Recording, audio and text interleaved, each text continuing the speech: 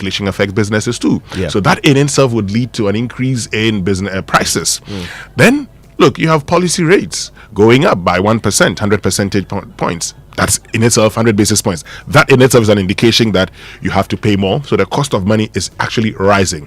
Businesses will pass it on to you. Yeah. So all that we're going to be doing is just to make people, maybe put them in a worse position. That is what we intend to do, because the increment cuts across. It's not just those in residential facilities. When it comes to electricity, it actually includes businesses. Well, we'll see. Let's talk. It's the same for water as well. Yeah. It's all across. But I'll tell you what, though. I mean, Winston, you made an important point about how everything will eventually be passed on to the customer. That goes without saying. But within that is also a conversation about how it gets passed on. How does the market woman calculate the cost of electricity, and then add 15% to that cost of electricity, and then pass exactly that on to the customer? Do we end up having more than the effect of the tariff increase? You will. Passed on to us. You will. That is the thing that I don't understand. Yeah, because pricing in the informal sector is it's a whole... It's bazaar. It's a whole... Well, we're doing some paper on that. The moment I talk about that, the moment my supervisor gets me. But, it's a whole difficult thing. Yeah. And many people will not really work it out properly. So if they don't, they pass it to you like 15%. Hey, all right, keep it locked right here on Joy 99.7 FM. This show is the one you don't want to miss. Stay with us. Wake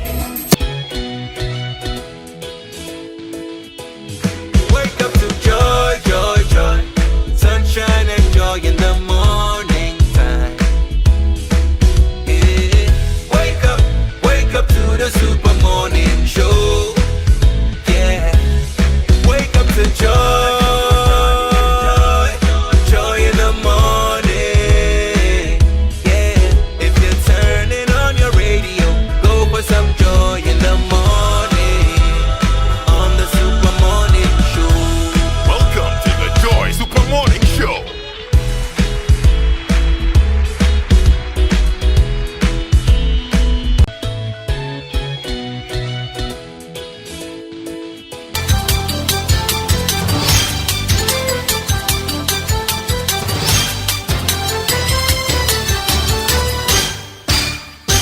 Good morning and welcome to Joy News at 6.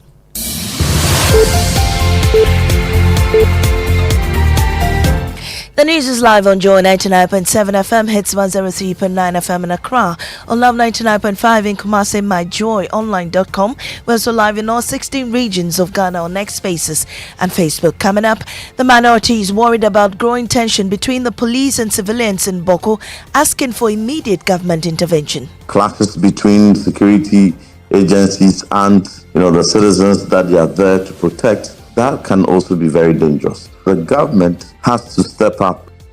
Also coming up, Small Scale Miners Association of Ghana promises to work with the Ghana Gold Board to prevent gold smuggling as all gold trading ceases end of April.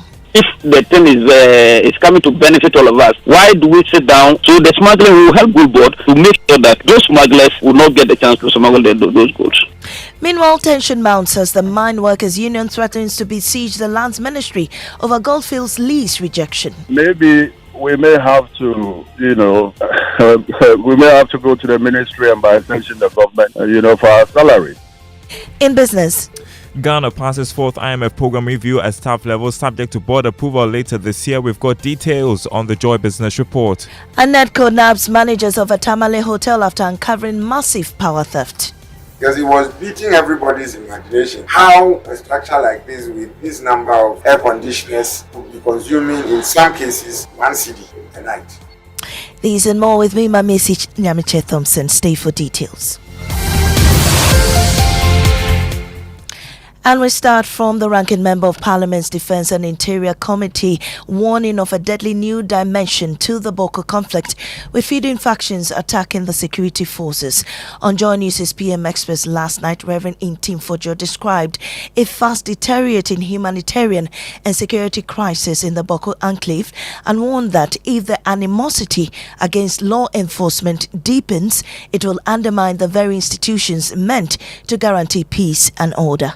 So if the dimension of the conflict now extending beyond tribal conflicts, into clashes between security agencies and the citizens that they are there to protect, that can also be very dangerous.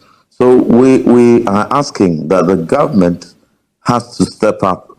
One of the first things they have to do is to view this conflict as one which solution cannot be politicized. What we are likely to be left with is a chieftaincy and a traditional aspect which Otokunor-led mediation will address. Reverend John Ntimfojo is ranking on the Defense and Interior Committee in Parliament. Now, the Small Scale Miners Association of Ghana is promising to work closely with the Ghana Gold Board to prevent smuggling as the entity takes charge of all gold dealings in the country. According to a statement from the Ghana Gold Board, all trading licenses in Ghana ceases by 30th April unless one is given the go-ahead by the entity. Trading by foreigners is, however, being banned entirely. Small-scale miners have welcomed this direction and are promising to help deal with smuggling. Abdul Al-Hassan Razak speaks for the association. We are all going to be watchdogs and making sure that anybody, because if the thing is coming to benefit all of us, why do we sit down as a people, as small-scale miners, for our colleagues? Smugglers are like this illegal. We know them, they also know us. So the smuggling will help Gold Board to make sure that those smugglers will not get the chance to smuggle those goods. Well, the Center for Extractives and Development Africa is urging the Gold Board to adhere to best practices in implementing the law. Samuel Bequin is the executive director. First is the pricing. How much do you buy the gold? At what discount to the market price? We always have suggested to the Gold Board to adopt a market-led approach, whereby you only have a discount to the market price and not to set your price. Number two is the asset financing. In other countries, one of the things they have done to reduce irresponsible mining is to build what we call a centralized processing plant. So that when you are giving the small-scale miners a lot of gold or a lot of value, and at the same time you set up your buying centers right there. The Mine Workers Union has kicked against the government's rejection of Goldfields' application to extend its lease for the Daman mine in the Western region. The decision, which Goldfields says came despite meeting all legal requirements, means the company must halt operations and vacate the site by April 18, 2025. In a statement, Goldfields noted it is preparing to safely shut down operations and protect its staff and critical assets. But the Mine Workers Union isn't taking it lightly.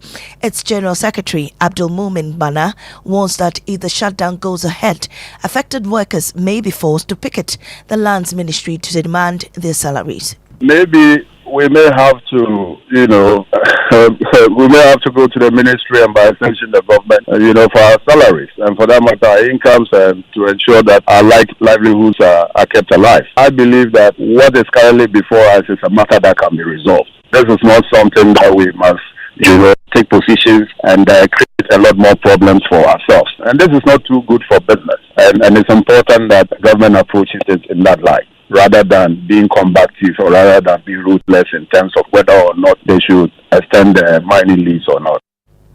Moving on, the Committee on Sanitation and Water Resources is set to invite waste management company Zoomline Ghana Limited to answer questions on why it failed to fulfill its terms in the sanitation improvement package to keep the capital clean.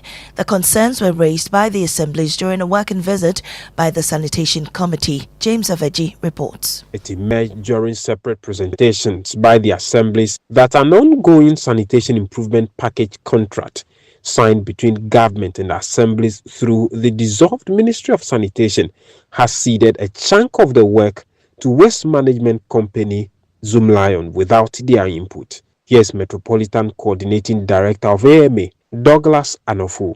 In fact, at that meeting, it became obvious that they should have met us before the signing would have been done. But I only had the option of just signing because after I was told I'm just a witness. And so whether I sign or not, the agreement is being signed. So that's what unfortunately happens. Similar frustration was echoed by managers at the Koleklote Assembly and Ayawasu North, who raised concerns over Zoomlion's failure to fully execute the terms of the agreement.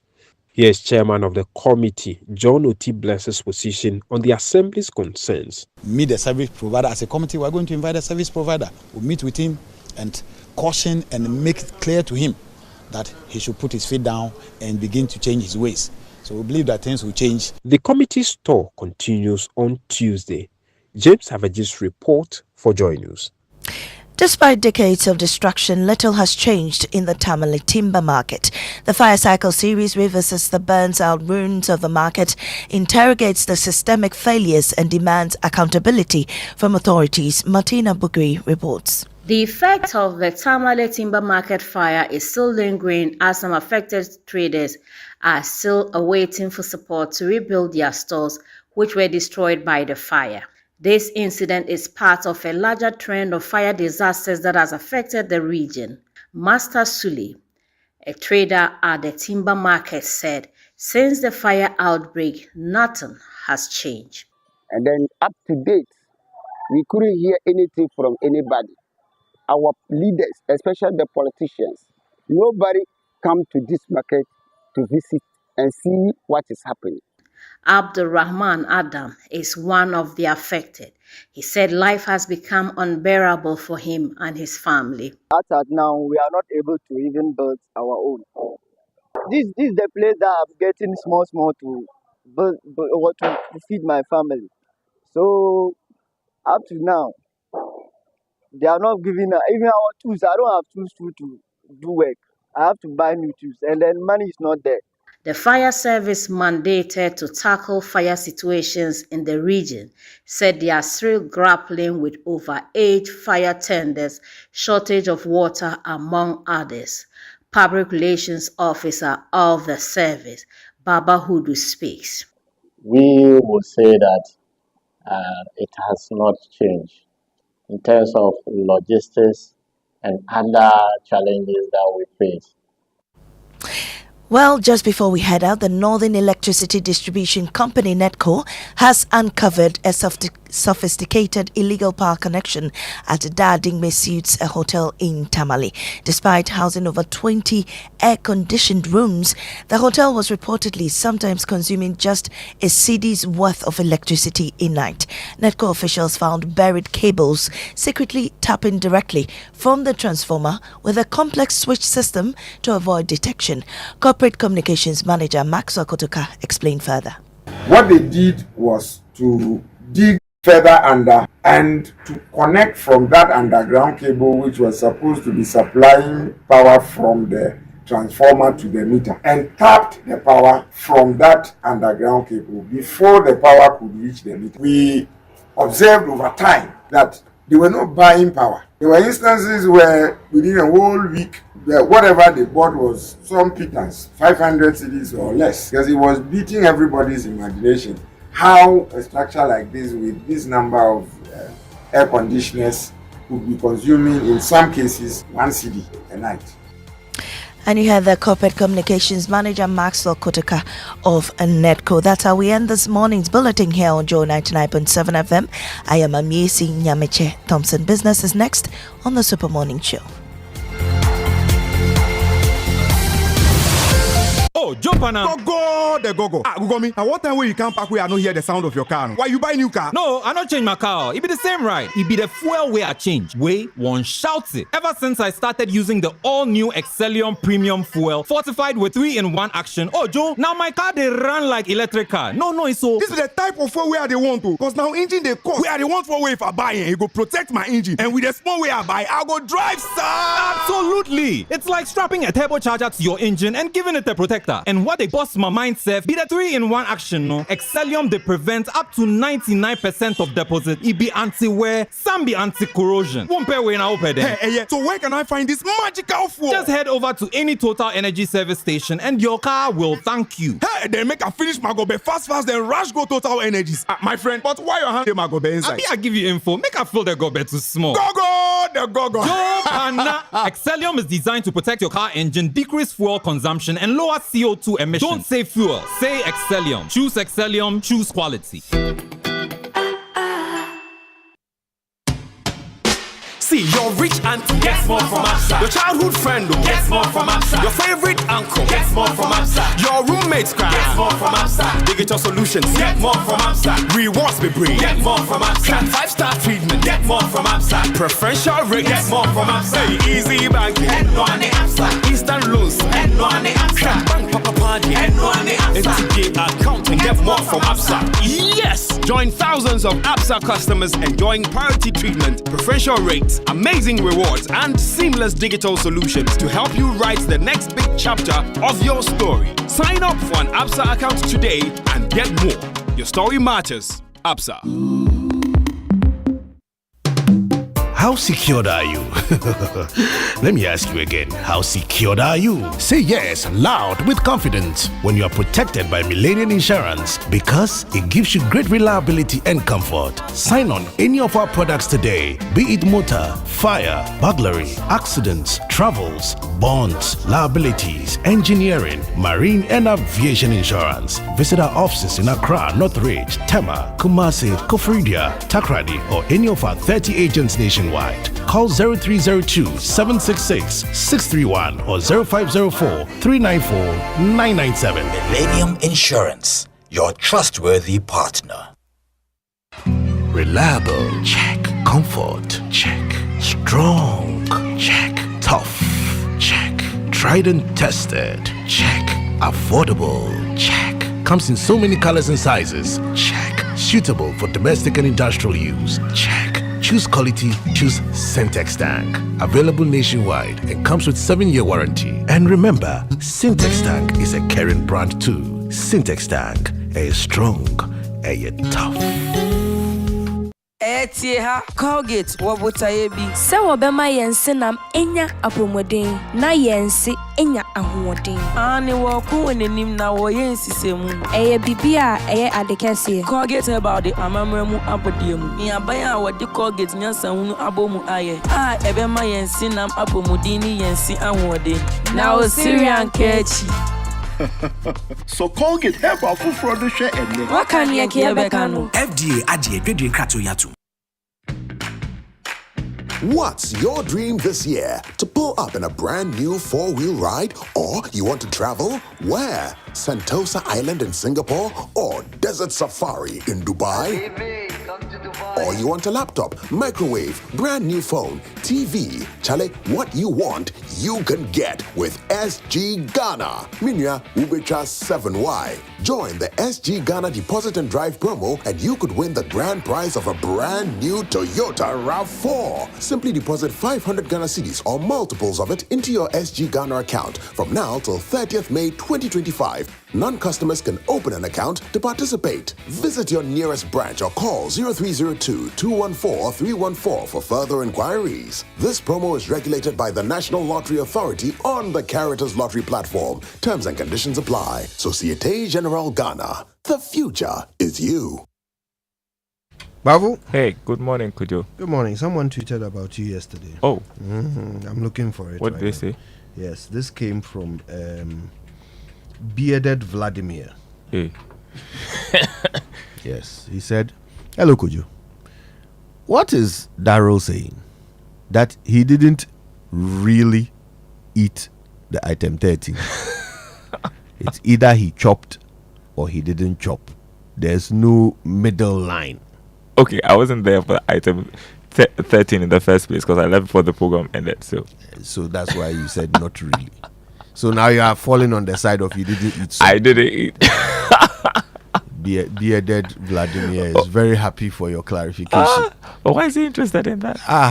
That's what he heard. He heard me asking you if you had item 13. He said, well, not I really. remember you asked. And depending on how hungry you are, those are the things you hear when people are talking. You understand? I bet he was hungry. Bearded Vladimir hadn't had breakfast at the time. So Bearded Vladimir, I didn't take item 13. Okay. Not that I would have rejected it, it was offered though. If you say so. I mean, if you say so. It's food. It's food. Who doesn't like food? Speaking of food, Dr. Peter Otokunor will be here. Oh, yeah.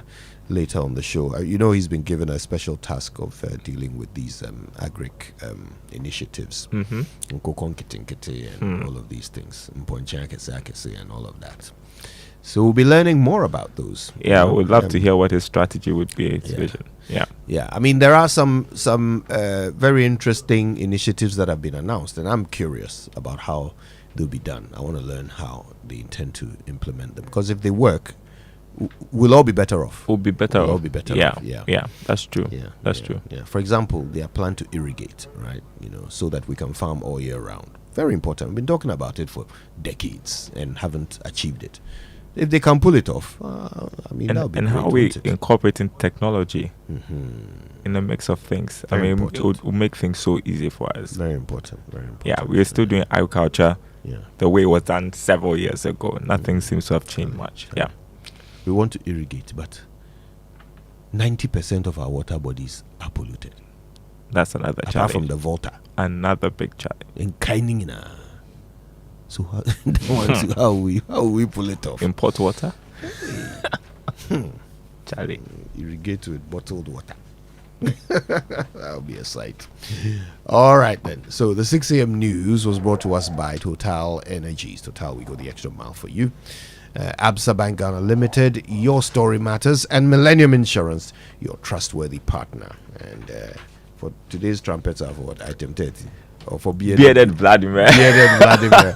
All right, the Joy Business Report now brought to you by Omnibisic Bank, not just another bank. Safari Valley Resort, bringing you closer to nature, and MNC Properties, a member of MNC Group. MNC Properties, choice of class. So, for Bearded Vladimir, trumpets!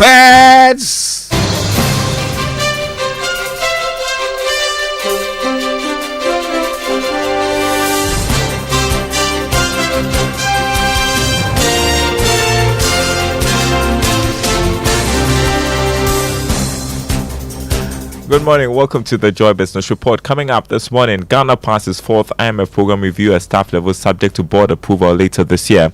Also coming up, the government signals intention to engage Goldfields over extension of lease for diamond mines, but insists that will be dependent on new proposals. Also, economist Professor Lord Mensah fears utility tariff hikes could affect recent inflation slowdown. Details coming up.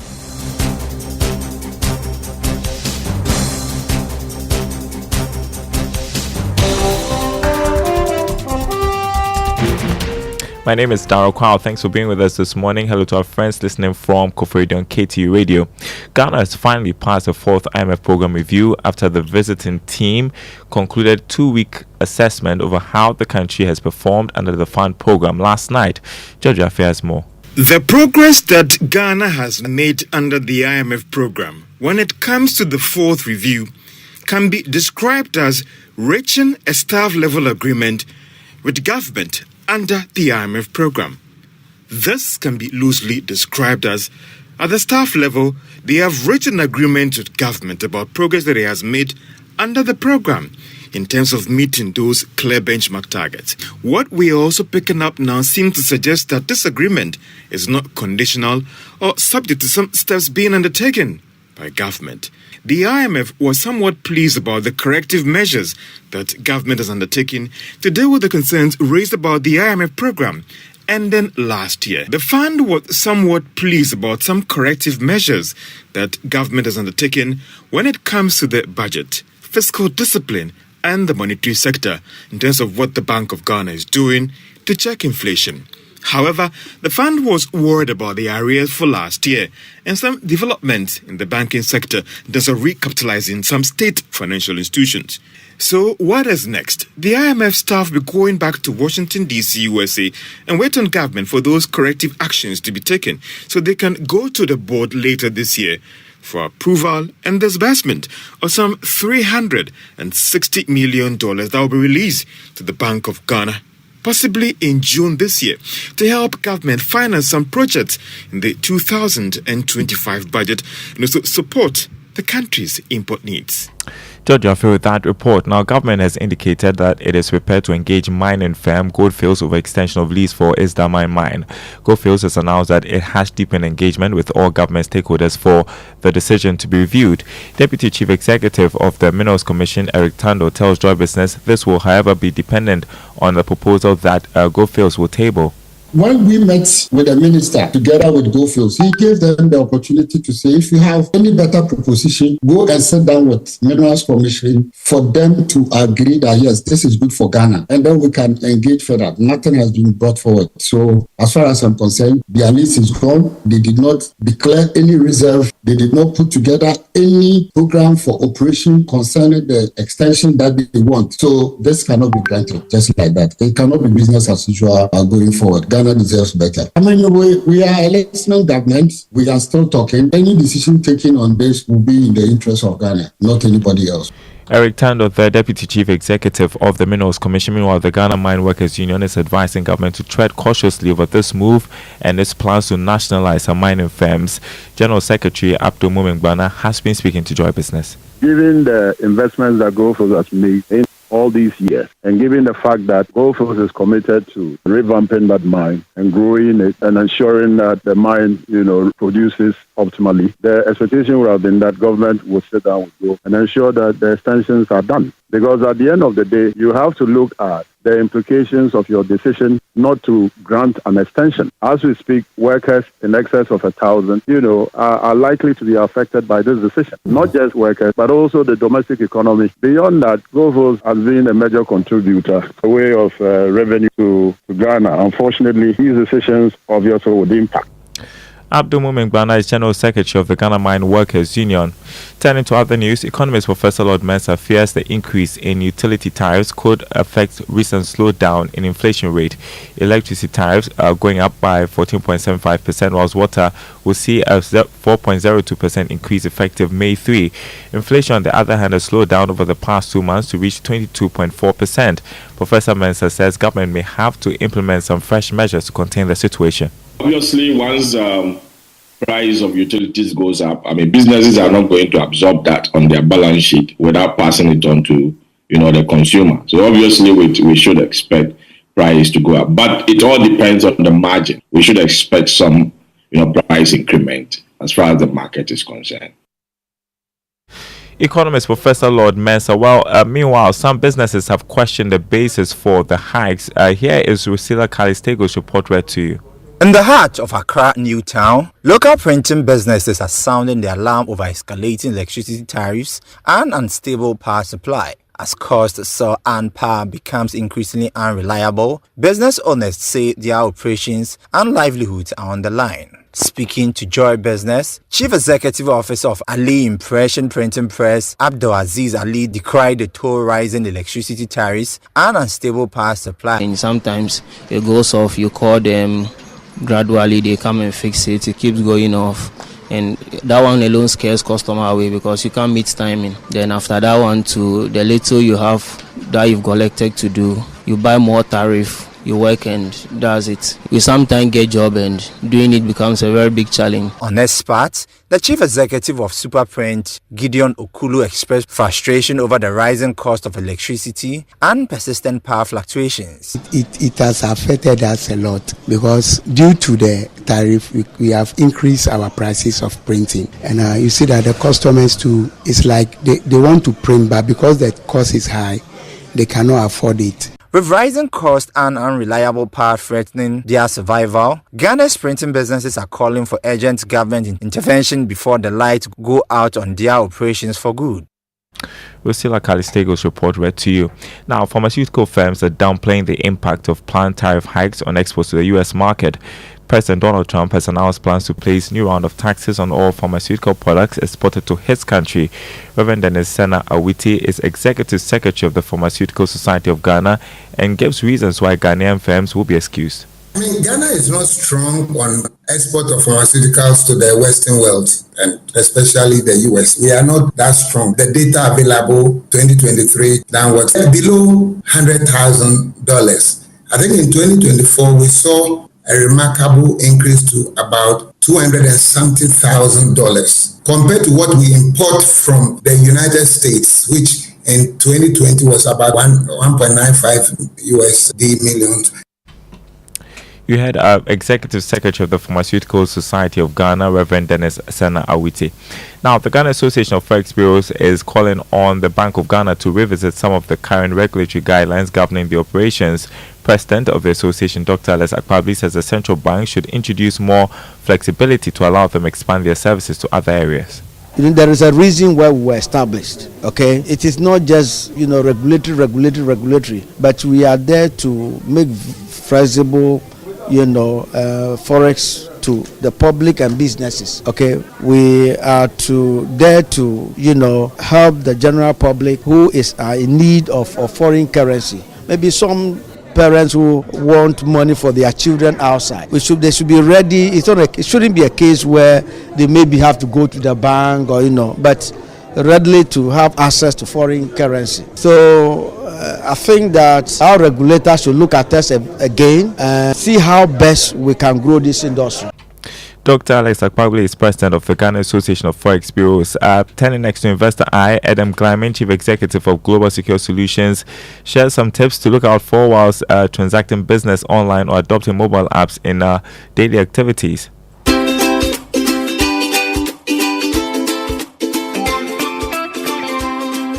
Internet banking and online shopping are convenient, but they come with risks. Phishing emails, fake websites, and malware can compromise your accounts. Always check for secure websites with HTTPS and avoid clicking on unsolicited links. Use unique, strong passwords for each platform and enable two-factor authentication for extra security. When investing online, verify the platform's legitimacy and regulatory compliance. By following these steps, you reduce the risk of financial loss and data breaches while enjoying the benefits and convenience of online services.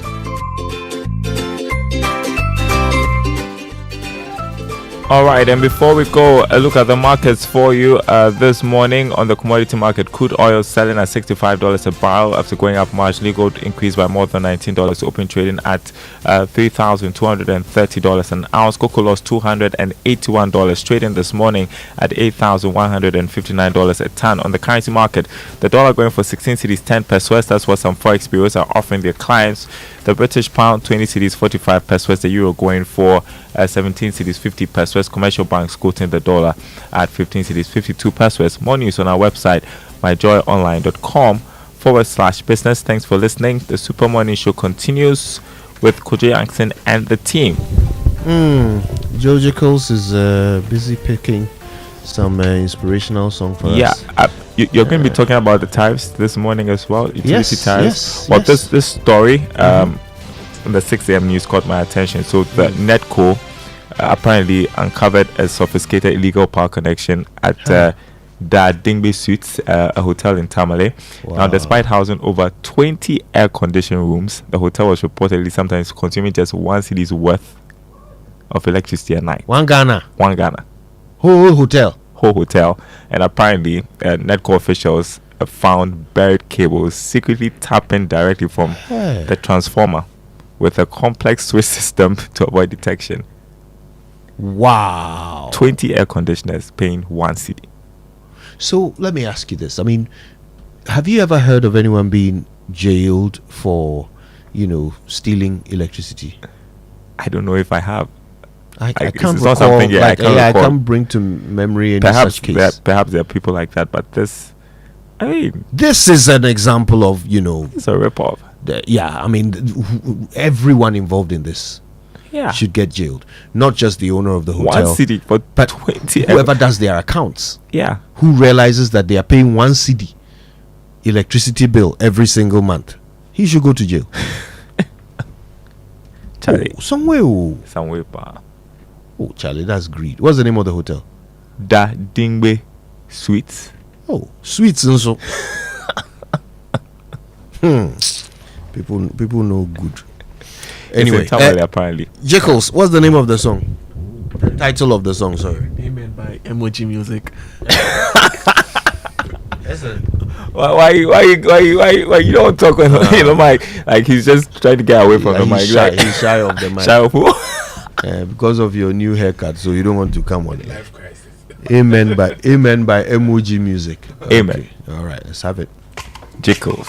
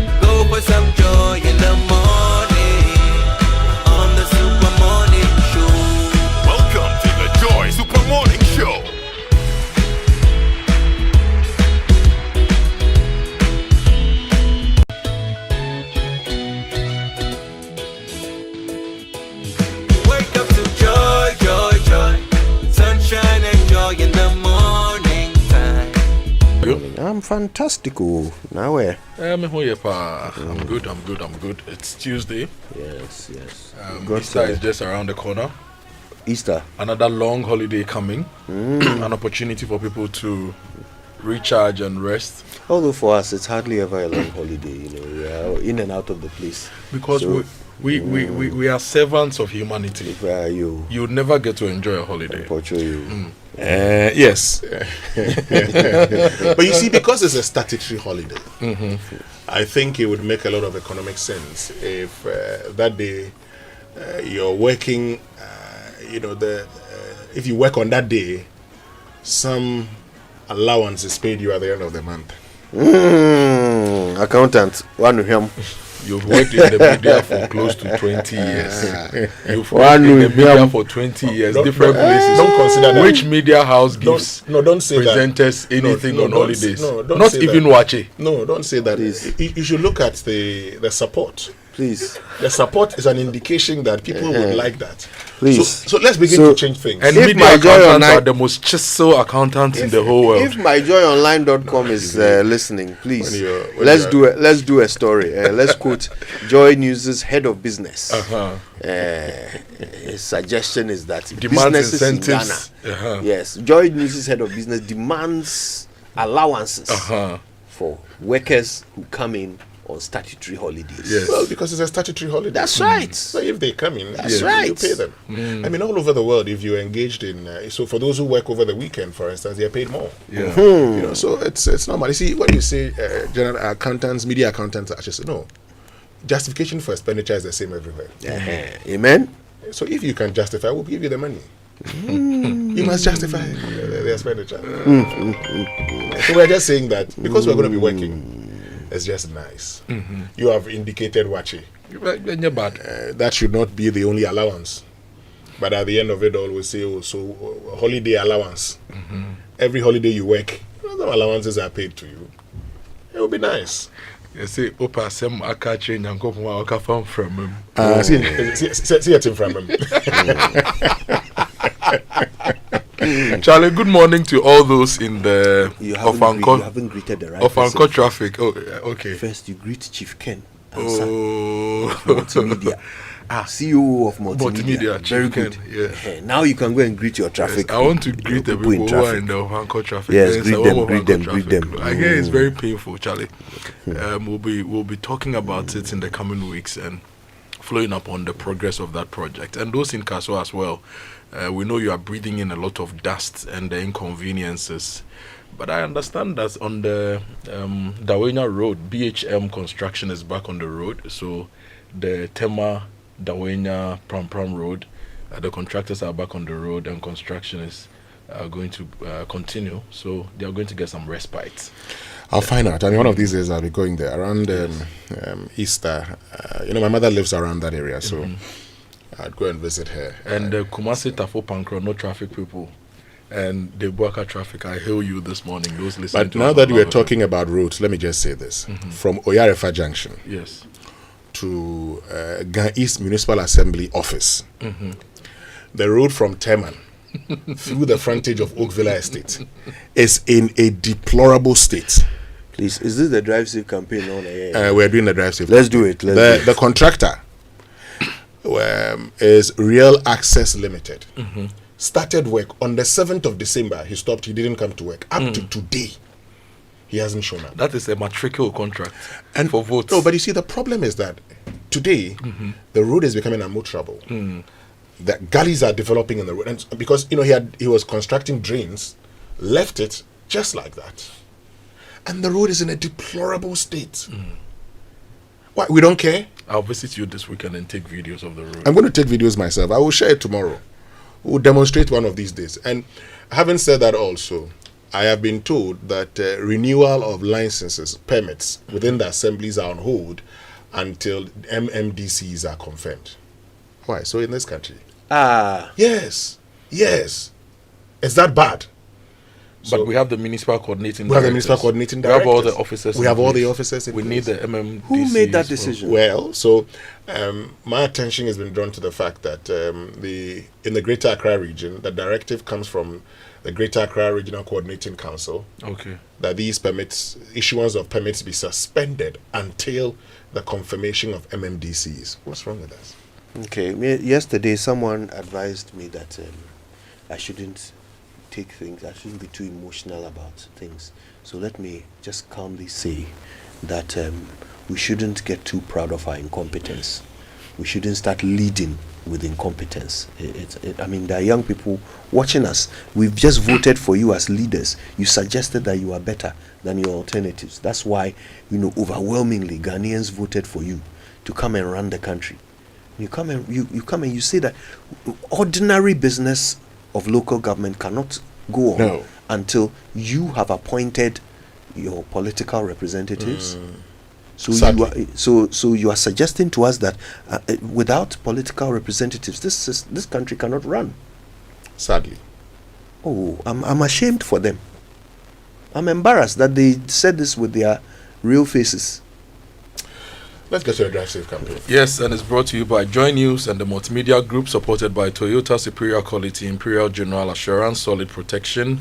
Avoid all distractions, keep both eyes on the roads and hands on the steering wheel. Be visible, drive with your lights on, and that's how you ensure your safe arrival. And today's tip is simple. Look, yesterday I spoke about speeding, right? Today I'm still speaking about speeding. If you're on a road with a speed limit of 50 and somebody is in front of you doing 50 within the speed limit, and you are behind the person and you are in a hurry, you have no right to give to be flashing your lights at the person, especially in the night and at dawn. Drive with a speed limit, and if for any reason you want to overtake the person, just take your time and get to a spot where it's safe to overtake. Flashing your lights at the person at dawn in the night could actually distract the person and cause the person to even crash into something. Like this morning, somebody was just behind me in the Land Cruiser, just flashing the lights, basically blinding me on the new interchange, on the new overpass at Spintex. And the speed limit is 50. So I'm doing 50. You're behind me, flashing lights, trying to blind me. You're putting me at risk. If I lose control, I may veer off or come into your lane and you may run into me and we will all be dead anyway. So please, I used to have a driver. Stop flashing at people to indicate they should speed when the speed limit is 50. I used to have a driver who would do that, and I had to warn him that, look, and I remember, I'll never forget what he said to me. So I said, so we're going somewhere. We're obviously, in a hurry. He gets behind some car and starts flashing his light at the driver. So I said, what do you want this driver to do? He's driving along. In fact, there were two lanes. So if we insisted on overtaking, we could have overtaken in the other lane. Why are you behind him flashing your light? What do you want him to do? Oh, onion and temp. And I said, what do you mean by onion and temp? He's driving at the speed limit. So what do you want him to do beyond that? And he says, I said, oh, what an interesting mentality. So there are drivers who think that they are the only ones with somewhere important to go. And everyone else is just out on a frolic, just on a leisurely dawn time drive. Well, now that we're talking about our Drive Safe campaign, there's a story on myjoyonline.com. Pedestrians carelessly abandon new Tetegu footbridge and dangerously cross highway. So there's a story by David Ando. And as is the case with footbridges, we're told that the newly constructed overhead footbridge at Tetegu, a community in the Wejagbawe municipality of the Greater Accra region, has been abandoned by some pedestrians who are dangerously crossing the busy Accra-Kaswa highway. So you have a footbridge, and yet these people have refused to use the footbridge and are still crossing the road, which is very dangerous. And we've run campaigns on the need to have footbridges. Unfortunately, go to Medina, Zongo Junction, and people are crossing. At night, it's very dark. At dawn, you can't see anything. It's not that they wear reflectors. If you're not careful, my brother, you end somebody's life. And that would live with you for the rest of your life. Anyway, let's learn how to say it right. Something would have. Our attitudes are always the problem in this country, most of the time. Yeah. Let's learn how to say it right, and it's brought to us by Kingdom Books. At Kingdom, quality and affordability are their hallmarks, and Societe Generale Ghana, the future is you. Something must be done. You say either, I say either. Now, I know that I will never finish correcting the common mistakes we all make when we speak and write English, but I promise I'll do my best possible. Now, I'm sure you noticed that I said I'll do my best possible. People often say I'll do my possible best, don't they? Now, that conveys a completely different meaning. When you say I'll do my possible best, you're saying it is possible that what you will do might be your best effort. But what you're trying to say is that you will put in the best effort you possibly can. So it should be best possible, not possible best. Your best work possible, your best effort possible, your best possible. And that is how you say it right.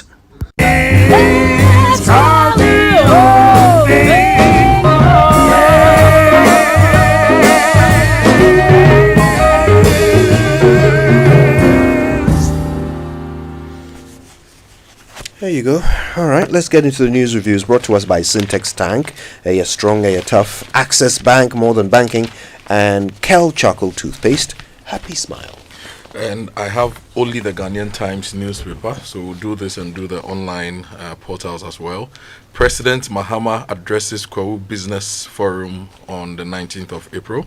Close down which comes. They are symbols of societal neglect. This is Miss Genevieve Patterson, the country director of Amnesty International. 4 suspected armed robbers killed in gun battle with police. Leveraging AI to protect lives, building resilience for future pandemics. This is an interesting feature in the paper you want to read. And auditors must exercise high professional standard to protect public purse. This is Prof. Amate. And Kojo, should I give you some of the details before we go online? Before you continue, I have the daily graphic. And the daily graphic for this morning says scholarship scheme overhauled. New bill to go before Parliament soon. Chief of Staff leads second Kwawu Business Forum event to boost entrepreneurship. Ghana Water GWL, Ghana Water Limited, announces Wager Dam spillage to avoid collapse.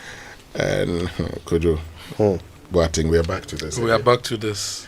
We'll talk about it shortly. Fiman Rural Bank votes 35 million to support Edum fire victims. Let me get to we'll get to other stories. Let me get to the back page of the daily graphic. Back page says school management committee to tackle challenges at Akoto Lante cluster of schools.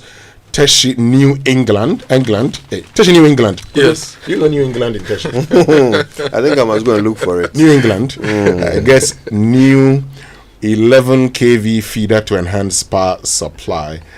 These are stories in the daily graphic. But the graphic business for this morning, Kojo, it's important we tell you also stories making headlines. The graphic business says Damine mine shuts down. Fate of 1,700 workers hangs in balance. Wow. And yesterday I saw a story about Fifi Boafo, who used to be at Cocoa Board, questioning the shutdown of the Damine mines, and I think we just, we need answers to this. We just don't have to sit back and say, okay, that's the end of it. I'd like to know why, a decision has been taken not to renew their licenses. And if the decision is taken not to renew their mining license, what happens to the workers, for instance? Some of the answers lie in Goldfield's own annual reports and their planned mine development strategies. We look at what plans they have for their various assets across the country and across the world. Then we get a sense of where they wanted to take the diamond mines. Some of the answers also lies with the regulator, what conversations they've had with Goldfields, what Goldfields submitted for their renewal and all those things. Yeah. And our strategy nationally on managing our mineral resources going forward. You know, over the past few weeks, there's been a lot of talk about Ghana taking full control of our mineral resources. Former Chief Justice Sophia Akufo says we should review. A lot of people have suggested that we should own our mines and own the value that we get from the soil. So it's gold fields. This conversation about gold fields is really setting the stage for us to have the conversation going forward. Do we still do business as usual, or we learn from other countries that own their resources? For example, Norway owns majority stake in their oil resources. If you go to Saudi Arabia, they own their oil resources. They've set up a business that is running. If you go to Malaysia, in fact, there was a point where we went to Malaysia with GMPC officials to learn how they managed to set up their oil industry, how the state plays both in the upstream, downstream sector, how they have oil rigs all over the world. So these are conversations we must have. We own the resources. Should we continuously manage it the way it is, or we should find a way to get the best returns from them? And it goes to other areas as well, Kojo, if you allow me, like our quarries, right? We've got hundreds of quarries around the country who are blasting rocks and selling within the country. We have a lot of companies winning sand in the country who are taking a lot of value, but how much of that comes to us? And what can we do to get the best value out of these natural resources that are owned by the state? Well, I mean, what I've always said, I am always for Ghanaian ownership of the Ghanaian economy. I mean, whenever we've had conversations about the growth in the Ghanaian economy, what I've always asked is what percentage is owned by Ghanaians? Exactly. So, yes, we need to have that conversation, but we must also do that right. And that's something we need to talk about. But also on the front page. Well, before you move on, let's also have a say. For decades as a country, we have had this psychology that whatever deals we've struck around our mineral resources are set in stone and cannot be changed. And we don't take advantage of our own regulatory regimes to press our natural advantage as a nation. So we lose a lot. We first of all sign poor deals, and then we continue to lose in perpetuity. It doesn't make sense. I noticed the signaling by the finance minister when he read the budget, where his suggestion proposal of doubling the tax on the tax paid by the mining companies met some debate. But I thought that was the right move, because like both of you, I completely want to see far more ownership, Ghanaian ownership of our economies and our sectors than we have currently, and this is how to do it, through our regulation. I looked at the Petronas annual report, and they were paying about $49 billion back to the government almost every year. So the state owns the business. The business is doing well. It's paying a lot of value back into the economy to run. I would just make a single point. In other jurisdictions, when the state owns a business, the state looks for the best minds to run the business. Exactly. Unfortunately, in Ghana, when the state owns the business, the state looks for those who have helped their party to run the business. And he sees it as a reward. And that would milk the entity, leading it into huge debts, and the cycle continues. Scrap taxes on exploration. That's the acting chief executive officer of the Ghana Chamber of Mines, Ahmed Natogma, who's renewed calls for the scrapping of VAT component on the tax build-up on the exploration for prospective mining companies. U.S. 10% tariff is opportunity for intra-Africa trade. That's according to Professor Boateng. Government TP tackle youth unemployment with 5,000 digital jobs. My joint line is very heavy with Boko stories. The standoff with police is a dangerous new trend. Minority on security forces attacks in Boko. Boko deserves peace. Minority is calling for depoliticization as conflict escalates. And there are some other stories on the front page of my joint line. PRC defense tariff hikes despite ongoing power and water disruptions. And the big story in global education, Trump freezes $2 billion in Harvard funding after university rejects demands. That story is everywhere. These are all stories from the online review brought to you by Zenith Bank in your best interest. And Goyle, good energy, Goyle, Yanara. Yeah, dear. So Trump is now freezing Harvard Yes. Why did they deny him admission? No, he made some requests for Harvard to review some things, their inclusion, their disciplinary issues, and a few other things. And Harvard said no, they are a private institution that has its own governance, that has its own strategies. They are not going to change the way they've run the school for years. They know if freeze funding. So it's a possible freeze of $2 billion over the next 5 years. And Harvard says they're also putting in strategies to deal with it. Well, there's a story here on myjoyonline.com. Where are these weapons coming from? Minority demands action as sophisticated arms flood Baku. Baku deserves peace. Minority calls for depoliticization as conflict escalates. Kojo Yankson and Kojo Boateng, I'm going to talk about Baku probably for the last time. I'll talk about it again. Look, our politicians are taking advantage of the conflict. That is not in doubt. But this is it. I, Winston Amoah, I will never kill anybody because of a politician. Because anybody who asks you to engage in violence doesn't like you. He has no regard for you. And when I went to Baku in 2020 we did ballot box from Baku. When I went to the Baku Nabas Palace, what he told me was that he believed so much in peace and expected the area to be peaceful. So when I was having ballot boxing, one guy got up and accused us because apparently they had arranged that 2 MPP, 2 NDC. I didn't even know. And here we are pointing at people to ask questions. And this guy he disrupted the program. What I said to him was that I know all the politicians who are with us, but I would not kill myself because of them. You may be fighting for them, but they don't even know you. So, yes, the politicians would take advantage, but citizens should be reasonable to know that you cannot continue to kill yourselves because of a politician's parochial interest. That's all I'd say. Okay, so there's another story about Kwahu coming up in the Kwahu Business Forum.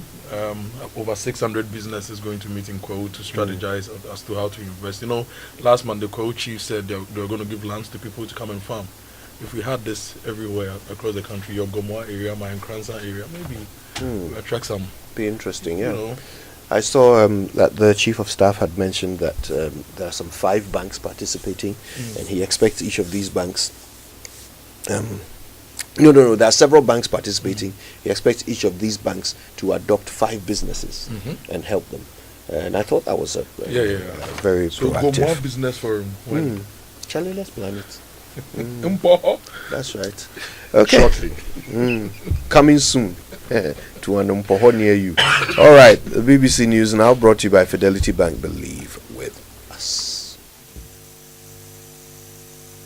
Business Daily is in 30 minutes. I'm in Helsinki, where Europe's biggest campus for startups is being built. I'll be looking into the role it might play as Finland strives to create the continent's most supportive environment for new businesses.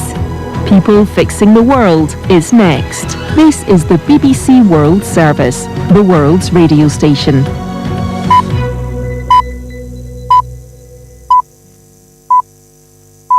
This week on People Fixing the World from the BBC World Service, we're talking about sport and finding out how these games are changing the lives of others. We'll join a group of police officers here in the UK who are using football to keep kids safe. It takes off that extra barrier, wearing a stab vest, radio, hat, just being able to wear casual clothes as such helps break it down, and I can get involved, come play football, and it gives something for the children to do, because obviously you leave school, you might go into town, and then that's when we see most of our problems, with antisocial behaviour. With kids, there's nothing to do. And then we'll head to Spain to find out how rowing a boat can help people connect with a new environment. The most amazing part was the connection, actually, and sense of integration that we had, because we weren't alone in the river. There were many people over there, tourists, people who actually live there, people who do the sport for a living.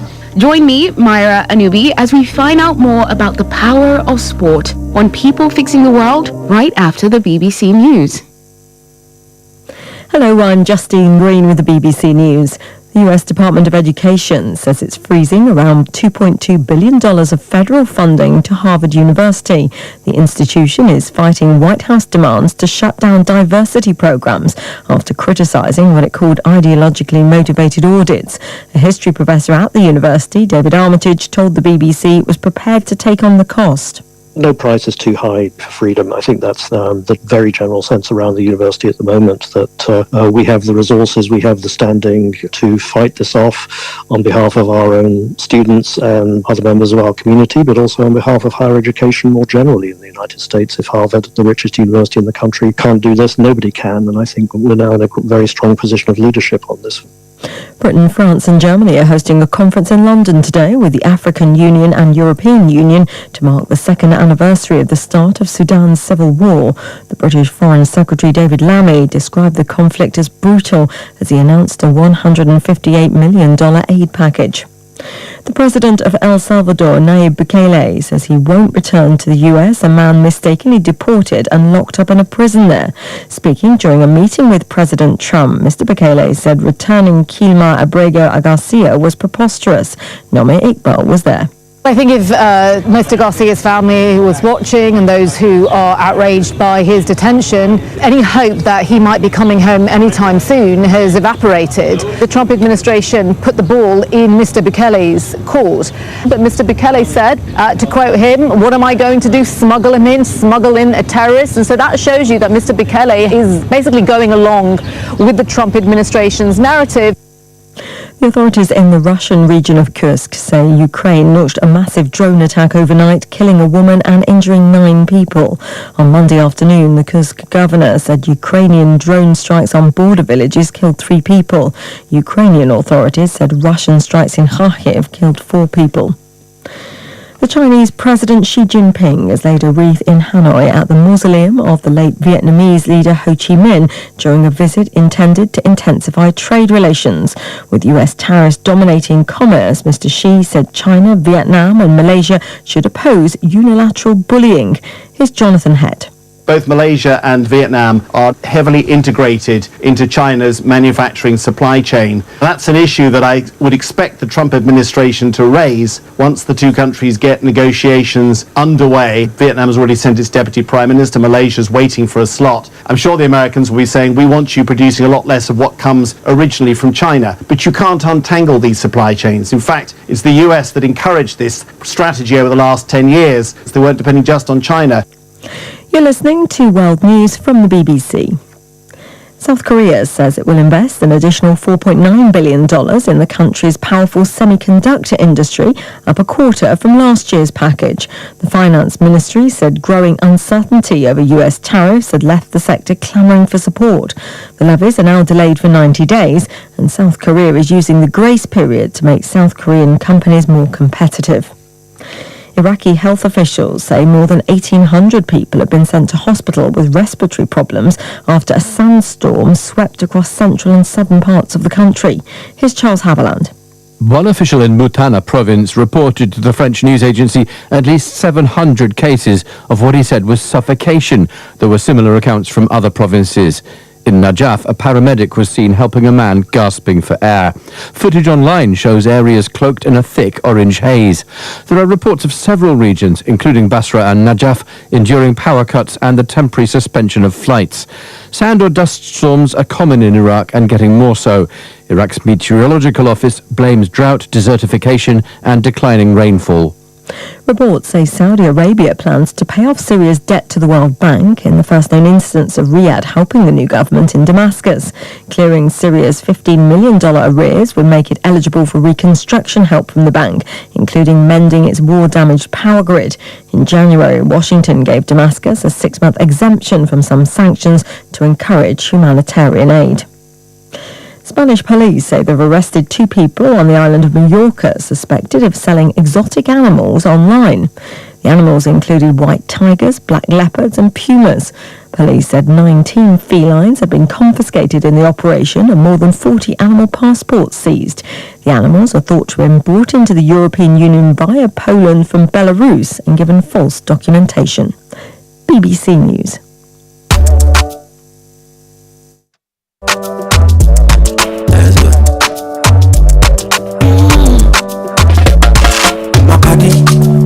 up in the morning, and you know the money calling. Oh, you go work, but you know it's out on your side. If I believe with us, if I hold my hand and believe, cause you know it's out on your side. And when you dream, no say I live by you. And when you hustle every day, anywhere I go, anything you do, I live by you. Anywhere, if I believe I live inside fidelity. If I believe with us, fidelity. If I know I live inside fidelity. You are starting life, you want financial freedom.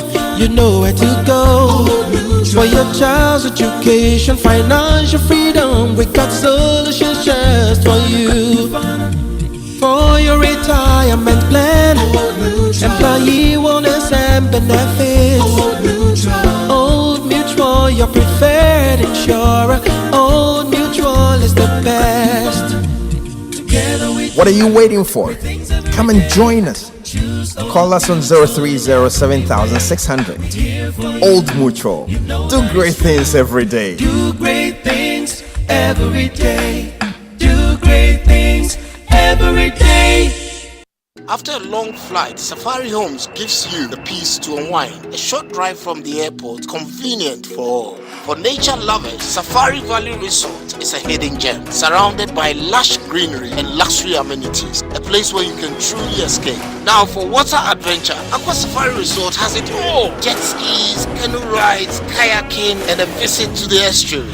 And for more excitement, Safari Eco Park is the perfect place to get closer to some amazing animals. Visit Safari World in Ghana, together bringing you closer to nature.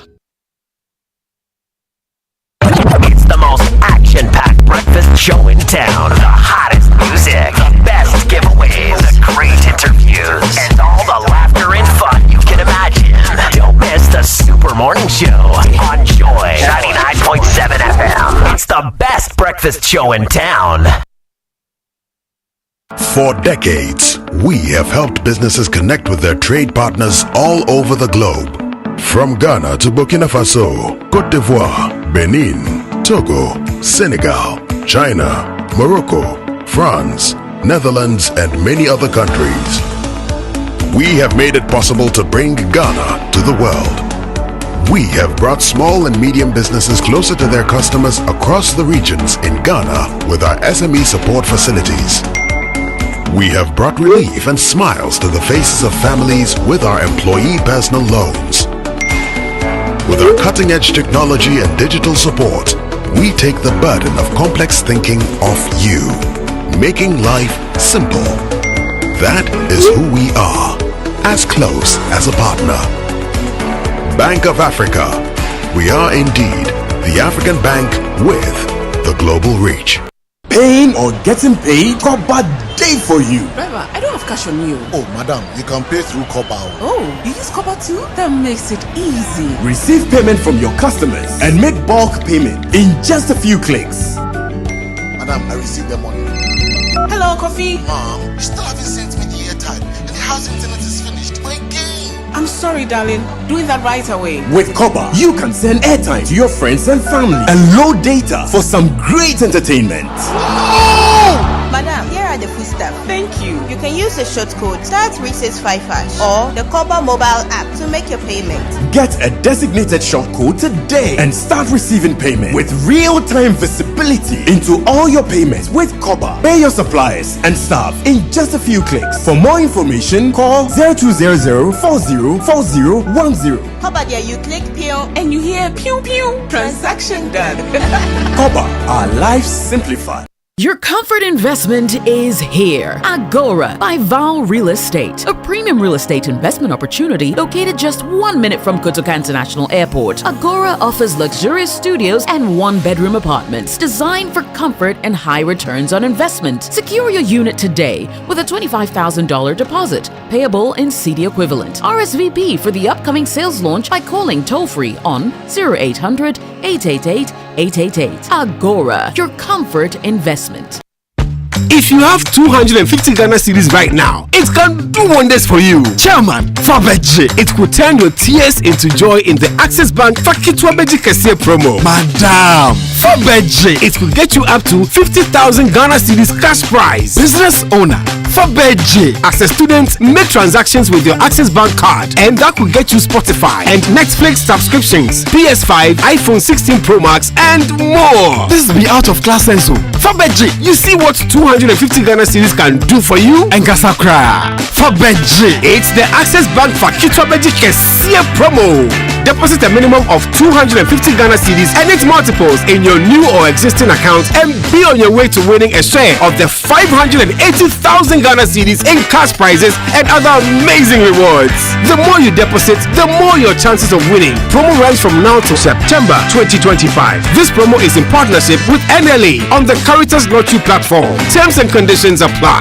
Access Bank, more than banking. Coffee in your cup and Joy on the set. The Super Morning Show is always the best bet on Joy 99.7 FM.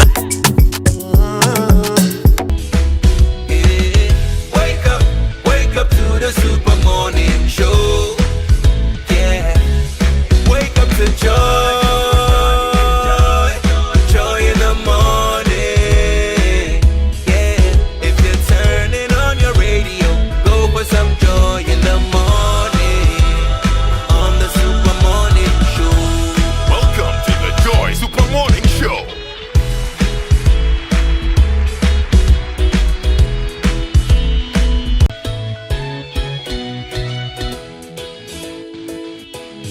Wake up to joy, joy, joy. Sunshine and joy in the morning time. Yeah.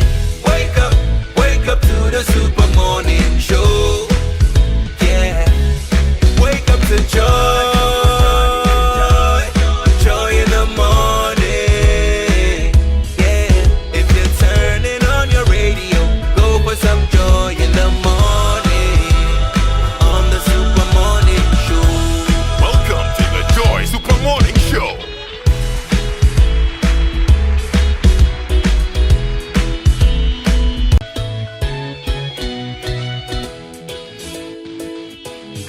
Wake up to joy, joy, joy. Sunshine and joy in the morning time. Yeah. Wake up to the Super Morning Show. Yeah. Wake up to joy, joy in the morning. Yeah. If you're turning on your radio, go for some joy in the morning. On the Super Morning Show. Welcome to the Joy Super Morning Show.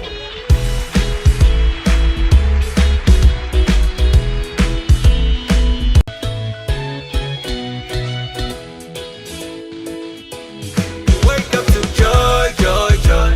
Sunshine and joy in the morning time. Yeah. Wake up to the Super Morning Show. Yeah. Wake up to joy, joy in the morning. Yeah. If you're turning on your radio, go for some joy in the morning. On the Super Morning Show. Welcome to the Joy Super Morning Show.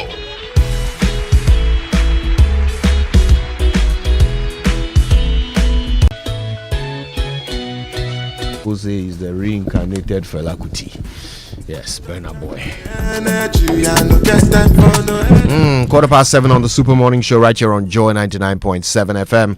And today we've got Peter Otokunor stopping by for a big conversation about all the big agricultural initiatives that government is pushing in these first 4 years. We're hearing of the start of a few of them, and we want to get the detail, understand how they intend to do them, how sustainable they are, and just how much of it is pretty much just vote buying. And it's something we always have to look out for when governments, introduce initiatives. How much of it is designed to simply corral votes, and how much of it is designed to feed the nation? Yesterday I was listening to you and Kojo Boateng discussing and how we could have 1,500 farmers, deal with all our poultry needs. Kojo was advocating that, sometimes you may have very smallholder farmers also like doing Winston. It's very important you have smallholder farmers. But of course, when you talk about feeding a nation, you also would look at the bigger picture. The bigger picture is not having, say, 100,000 farmers do the job of, say, 100 farmers. Yeah. And so what you do, first of all, is to look for those who are interested in farming. And it's the reason I always would say, for Kojo Boateng, who's already into farming, he's learnt a few lessons.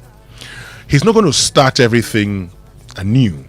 So the lessons he's learnt would actually ensure that once you give him funding or support, he will do better. There are others who are going to be starting small. So you cannot take away the fact that people may want to start from, their backyard and everything. I mean, in the past, we all did that. But a bit of me says that kind of approach is always a vote-buying approach.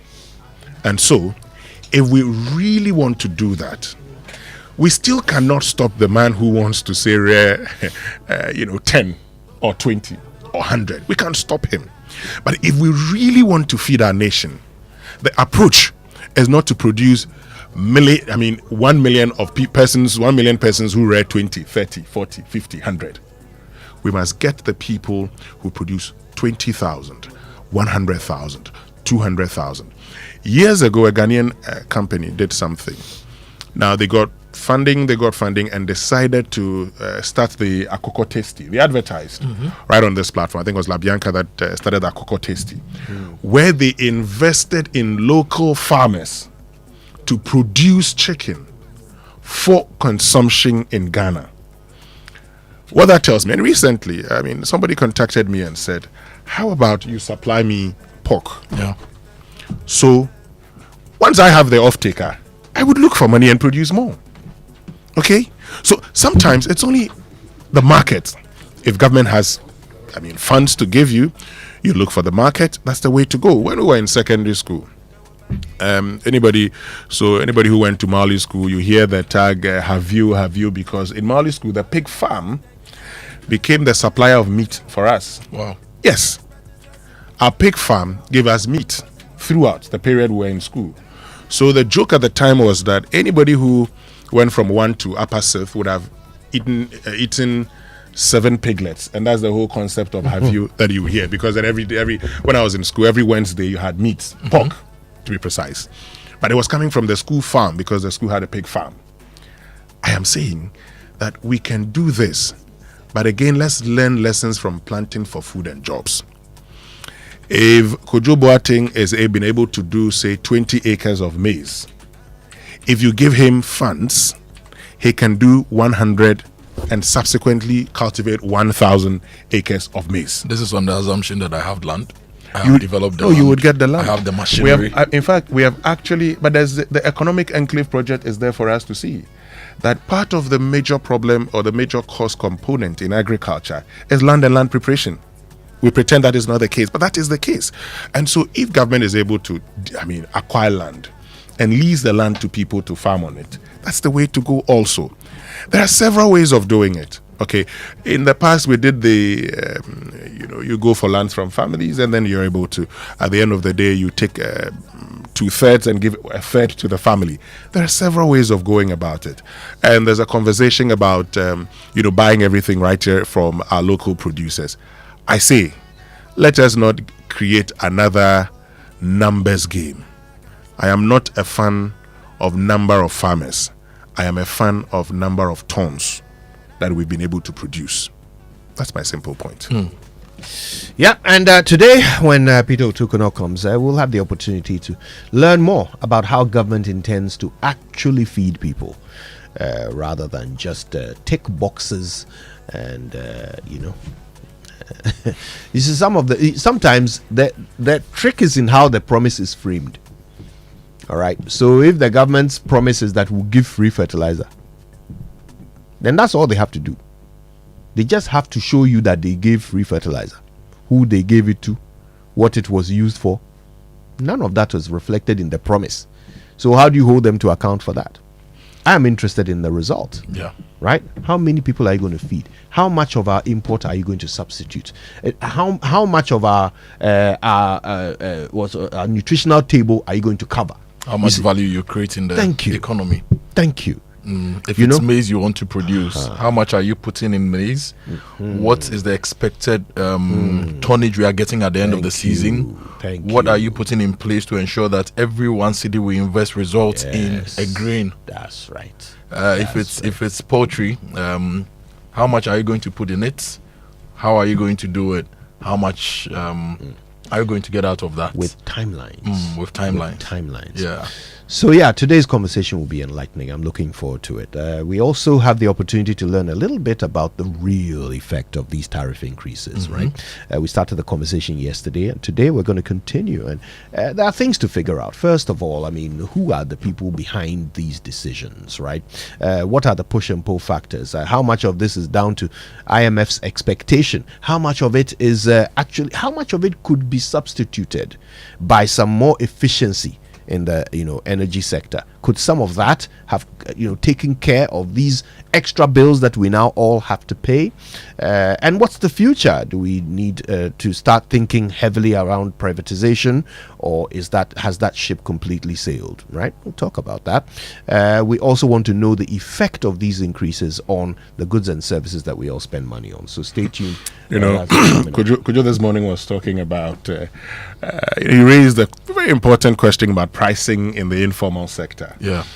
The fact that that trader that you buy things from will tell you that electricity is going up by 15%, and what you're likely to see is an increase by 15% in the price of the product.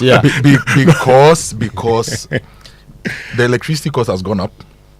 It means their transport cost is likely going to go up, because your driver is also going to increase the cost because he also has to make up for the electricity. The guys who will be carrying the potters, their pricing is going to go up. So a lot of the other things will go up because everybody pays for electricity.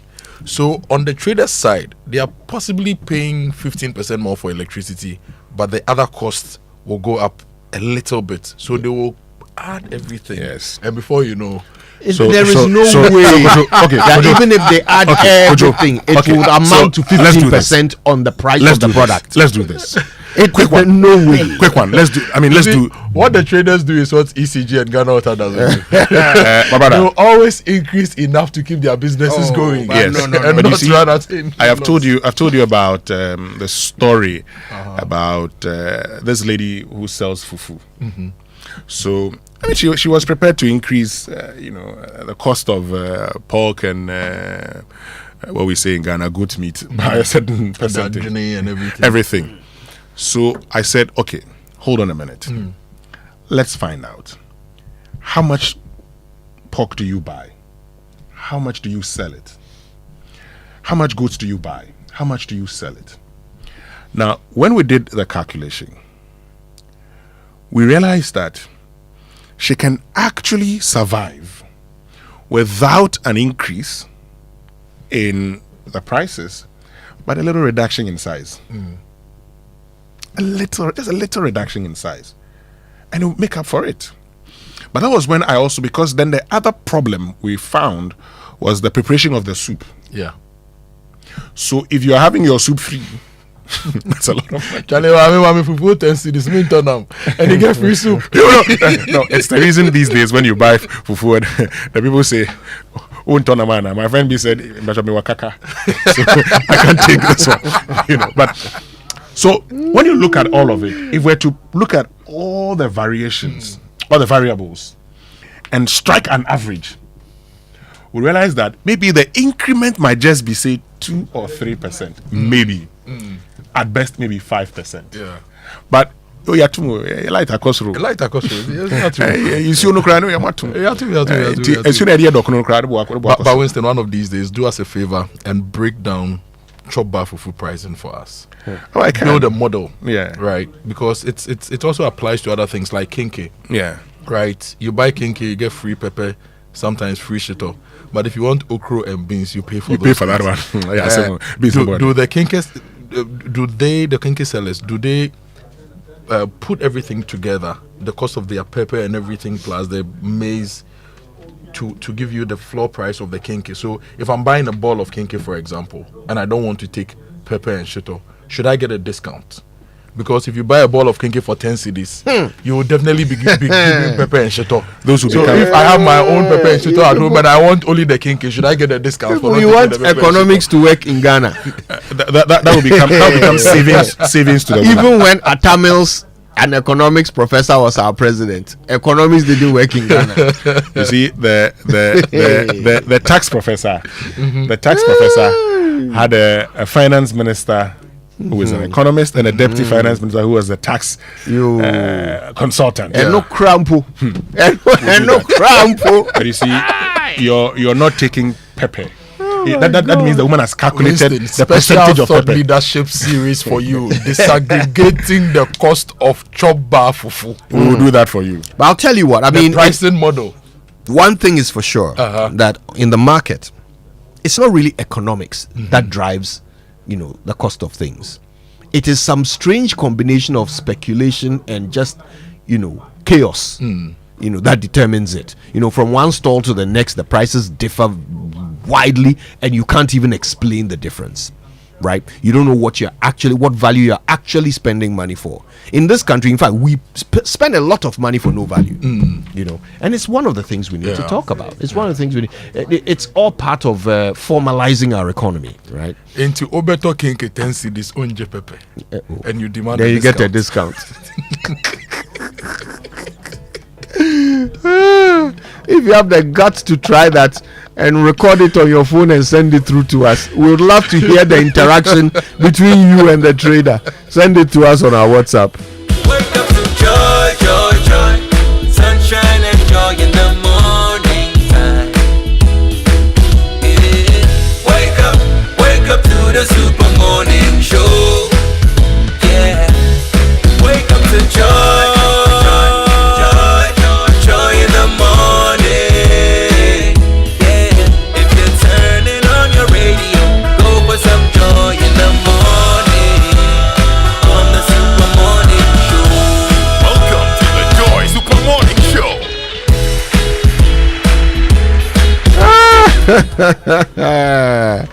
Oh, if you knew the plans we had for you. Ben Kudi Benton,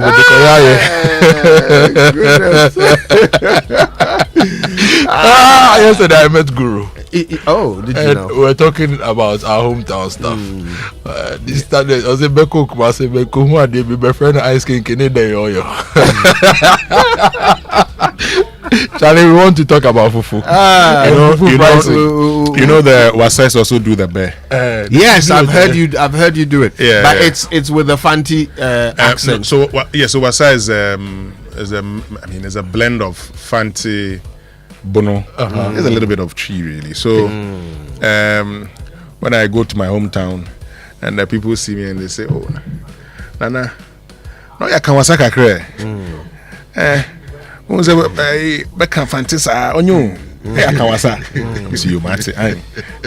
Listen to both of you and I think to myself, wale bien. As far as Gumwes there, you know us. Alright, listen, conferencing doesn't have to be the same boring routine. The location for your next conference can be both result-centered and relaxing. Aqua Safari Resort gives you the best of both worlds and more. Let them take the stress out of the process. Just call them on 054-011-0190 and watch your conferences and events effortlessly taken care of. And have you heard about the incredible benefits of Exilium from Total Energies? Well, let me tell you more about this premium fuel with with its amazing 3-in-1 power, Total Energies introduces Excellium New Formula, the additive enriched fuel with its powerful 3-in-1 action that cleans your engine, extends its life, and lowers your fuel consumption thanks to the cumulative effect of its anti-corrosion, anti-wear, and detergent additives. Excellium New Formula also lowers your vehicle's fuel consumption while reducing CO2 emissions. You will drive, sir. Experience the difference with Total Energies Excellium New Formula. Choose Excellium, choose quality. And there's a chance for you to win big in the Access Bank Faketwa Beji Kesia promo. You simply deposit a minimum of 250 cedis into your new or existing Access Bank accounts, whether current or savings, and that enables you to join the promo. Increase it to 500 Ghana cedis or more and qualify for a draw. And if you're a youth customer with a solo account, spend 500 cedis or more with any Access Visa card and qualify for a reward. The more you deposit, the higher your chances of winning. So don't sit back, deposit now, stand a chance to win a share of the over 500,000 Ghana cedis in cash and other amazing rewards like PS5, iPhone 16, Chromebook, and much more in the 4 monthly mini draws and 2 mega draws. This promo runs from now to September 2025 in partnership with the NLA on the Caritas Lottery platform. Terms and conditions apply. Faketwa Beji Kesia Train from Access Bank. Save now for the future and win big. Visit ghana.accessbankplc.com or call 0800 004400. Access Bank, more than banking. All right, let's take a minute to talk about water storage. And I think we now know that you need to have the tortoise on your tank. Otherwise, be correct tank, right? So the tortoise tank, Syntex tank, is the champion of water tanks. It is specially designed in its strength and durability to handle our Ghanaian weather. Okay, so rain or shine, Syntex tank has got your back. Go out there. Check your tank. If it doesn't have the tortoise on it, it's time to upgrade. Join the Syntex tank family today and enjoy water storage that is tough like the tortoise. Call 0244 335 168 and buy now. Or find one of their 400 agents across the country. And you could also shop online at syntexgh.com. Syntex tank. Are you strong? Are you tough? And MNC Properties, your home ownership partner, offers you affordable houses and the fresh property joy. Property management services and sale of litigation freelance. Take advantage of our premium listing website to advertise, rent, and sell your products. Your smooth journey to home ownership starts here. Speak to us on 0302 551917. MNC Properties, choice of class. And if you've not heard the good news, this is the good news from SG Ghana. They are giving away lots of amazing prizes, including a brand new luxurious Toyota RAV4 Adventure in the SG Ghana Deposit and Drive promo. Simply deposit 500 cedis or multiples of it into your SG Ghana account and stand a chance of winning big. Non-customers can open an account to participate from now till 30th of May 2025. So you can also win amazing prizes, including trips to Singapore, Dubai, Samsung mobile phones, air fryers, microwaves, TVs, or the ultimate, a brand new Toyota RAV4 from Toyota Ghana Limited. So just join the SG Ghana Deposit and Drive promo. The more you deposit, the better your chances of winning. Join the promo today. Visit your nearest branch or call 0302 214 314 for further details. This promo is regulated by the NLA on the Caritas Lottery platform. Terms and conditions apply. Societe Generale, the future is you. All right, time to fly direct from Accra to Johannesburg with South African Airways. They now fly 4 times a week. So enjoy visa-free travel and special fares to Abidjan and to Dar es Salaam. You can book now at flysaa.com. You can also contact SAA on 0244 344 583 or 050-925-6511 for your travel agent. So if you're looking for that car that aligns with your ambition, then the Toyota Starlet is your preferred choice for a comfortable drive. It's designed for those who crave beauty, performance, and safety, and it delivers the perfect value for your money. It has ample legroom to minimize driving fatigue. It's powered by a 1.5 liter engine with a McPherson Struct suspension design, and thus offers a smooth drive. It has an exterior sleek aesthetic, well-positioned interior control features with multiple infotainment system, efficient illumination for day and night driving, with high fuel efficiency for both urban and cross-country activity. So rush to buy a Toyota Starlet from Toyota Ghana Company Limited and enjoy a 1-year warranty or 20,000 kilometers, whichever comes first. Free service with an extended warranty of 5 years or 120,000 kilometers, whichever comes first. With the Toyota Starlet, your automobile dream becomes a reality. Visit any Toyota Ghana Company Limited, your automobile dream.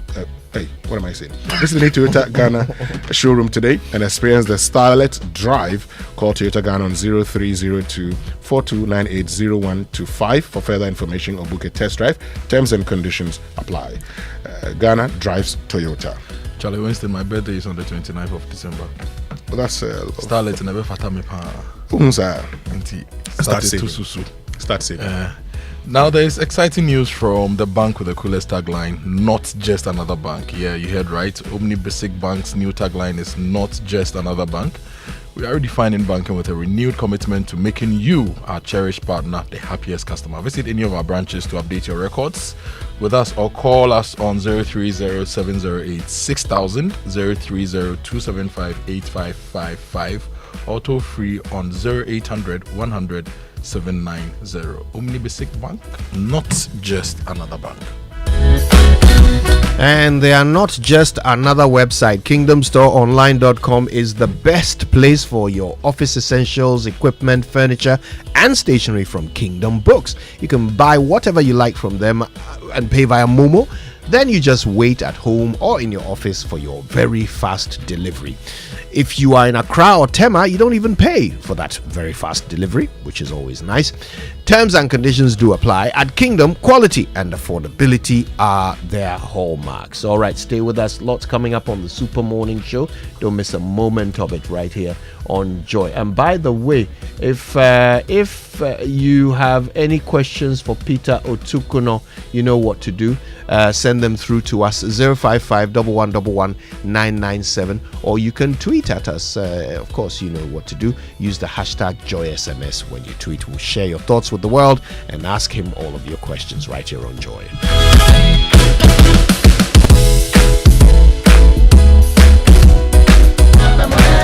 Get ready for MTN Stands in Worship 2025. It's bigger and better this year. You don't want to miss great performances from great artists like Tego Sisters, Moses Oke, Hannah Mafo, Nasi, Empress Gifty, Bethel Revival Choir, MTN Viva Voices, and a host of other spirit-filled artists. Join us on Easter Sunday, the 20th of April at the Grand Arena at 6 p.m. for an unforgettable night of heavenly worship. Gospel legends and fresh voices will take you on a musical journey through the decades, blending classic hits with modern favorites. Dress up and show up in your all-white attire and be prepared for a heavenly night. Let's come together to celebrate God's goodness at MTN Stands in Worship 2025. It will be a heaven-on-earth experience. This event is strictly by invitation. MTN.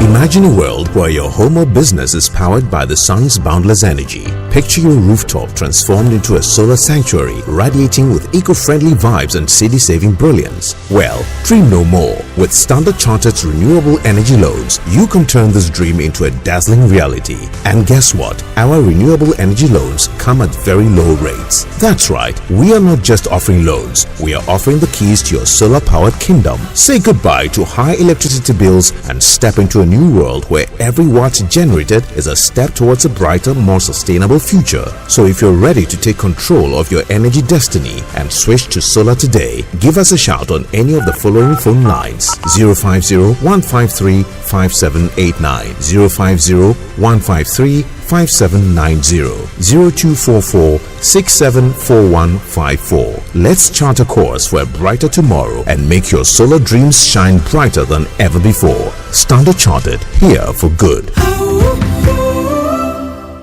FPAC is effective for headaches and relieves the symptoms of flu, colds, and catarrh. FPAC blows away the pain associated with sore throats. During and after a hard day's work, FPAC relieves you of body pains. After the day's sports workout, FPAC helps the body to control the aching muscles. FPAC is effective against feverishness. FPAC reduces body temperature associated with malaria and other fevers. FPAC is effective against rheumatic pains. You can find FPAC in all pharmacy and chemical select shops throughout the country. FPAC is not recommended for children less than 16 years of age, ulcer and asthmatic patients, pregnant and lactating mothers. If symptoms persist for more than 2 days, consult your doctor. FPAC blows your pain away. FPAC Junior follows in the tradition of FPAC tablets, a trusted friend to relieve your child of pain associated with teething, catarrh, cold and fever. The good that FPAC does for you, FPAC Junior does for your child. FPAC Junior is for children between 6 months and 12 years. FPAC Junior blows your child's pain away.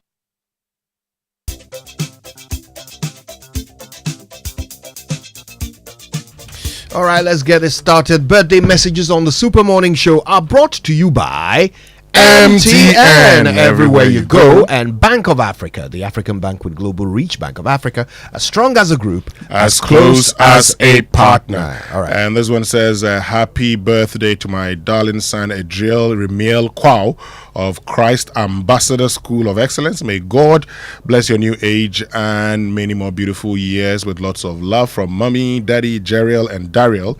We love you. Happy birthday. And this happy birthday to Reverend David Rich Paha of ICGC Discovery Temple, Kaswa.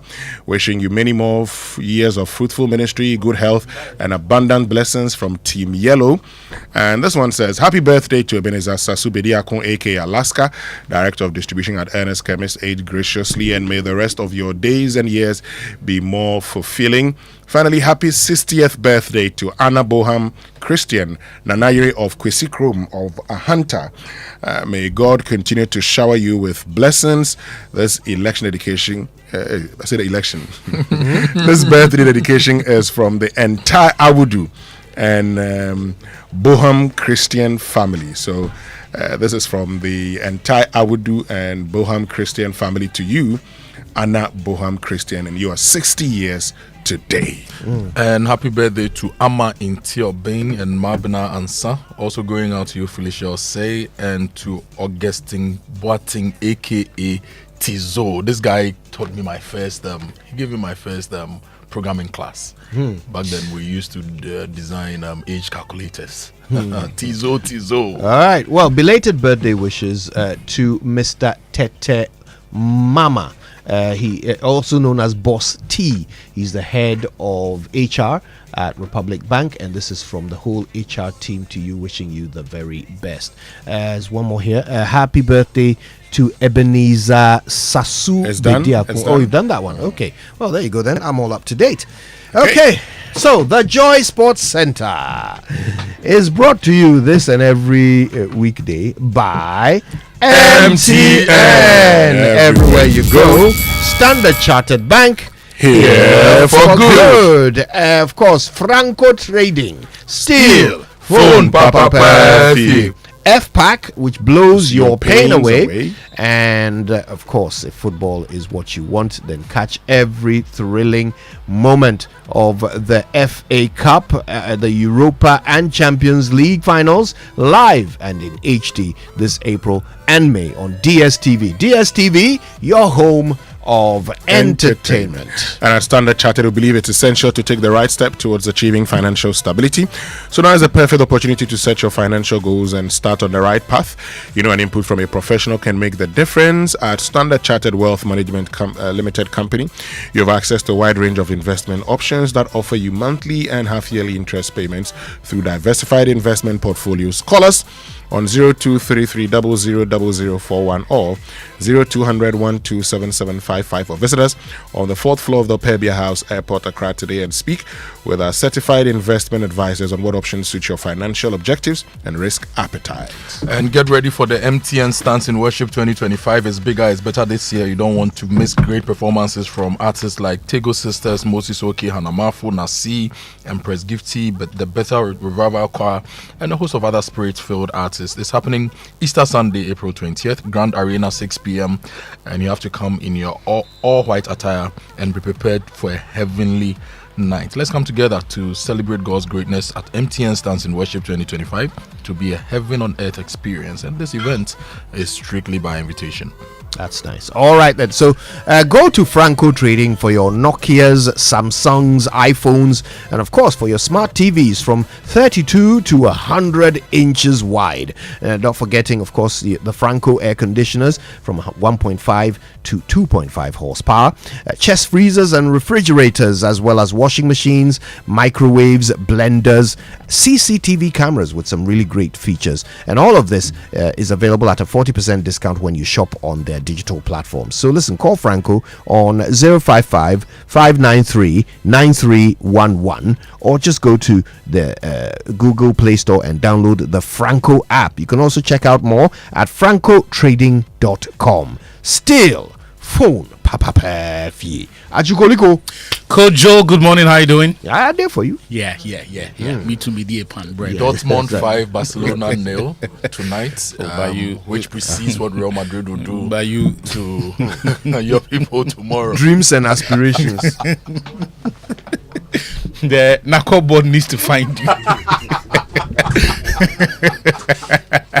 That kind of dream is not allowed this morning on the Joy Sports Center. My name is Victor Achitamaklu. Coming up today.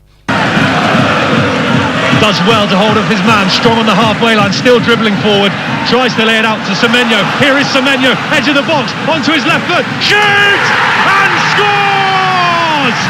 The goal drought is over for Semenyo.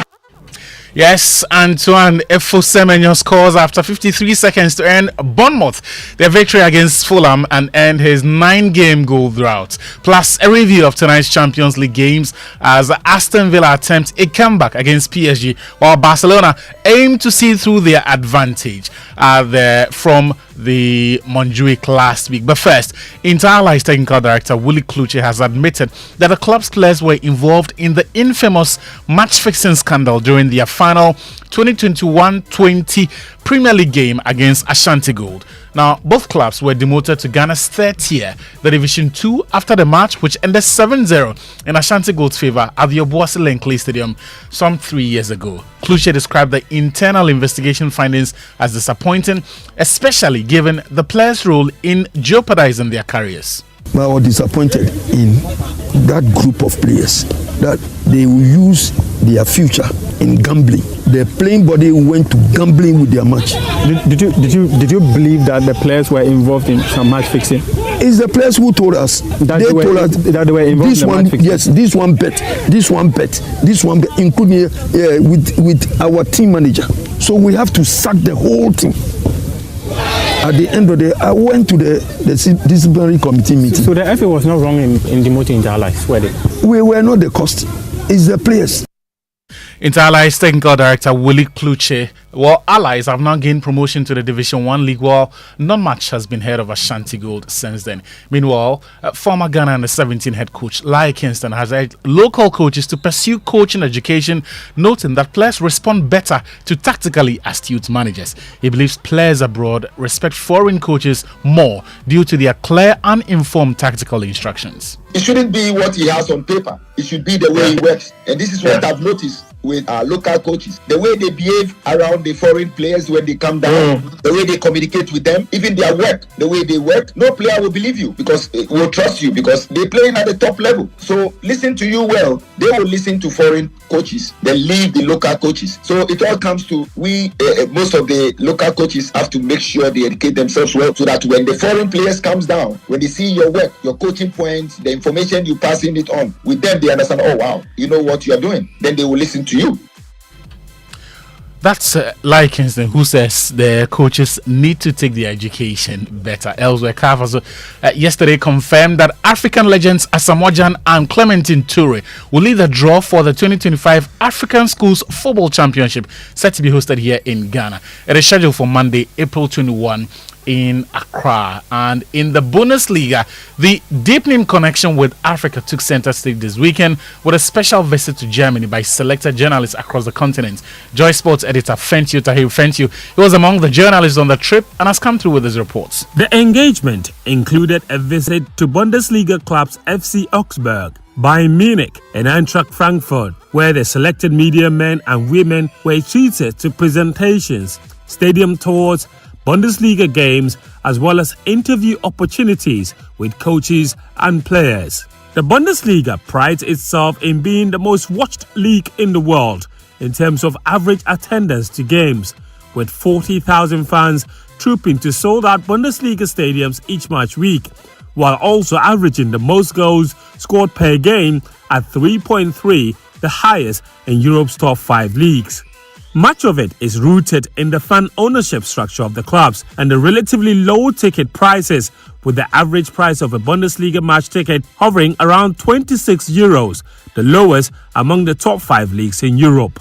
With 22 African players currently active in the league and a further 53 more of African descent, the Bundesliga's connection to the continent is stronger than ever. From match viewing experiences to community outreach programs in Ghana, Nigeria and South Africa, the league has doubled down on its African engagement. Jonas Nietek is Bundesliga International's head of audiovisual rights, and he explains that the similarities between African and German football has made it necessary for the league to build a stronger connection to the continent. There's various similarities for the German football and for the African football and how the Africans live football, because we as the Bundesliga, we stand for authentic football. We stand for the football that it's meant to be played, and I really think that this is the same in Africa. Black Stars defender Baba Rahman spent one season at Augsburg in the 2014-15 season, where his inspiring performances powered them to Europe and earned him a big money move to Premier League side Chelsea.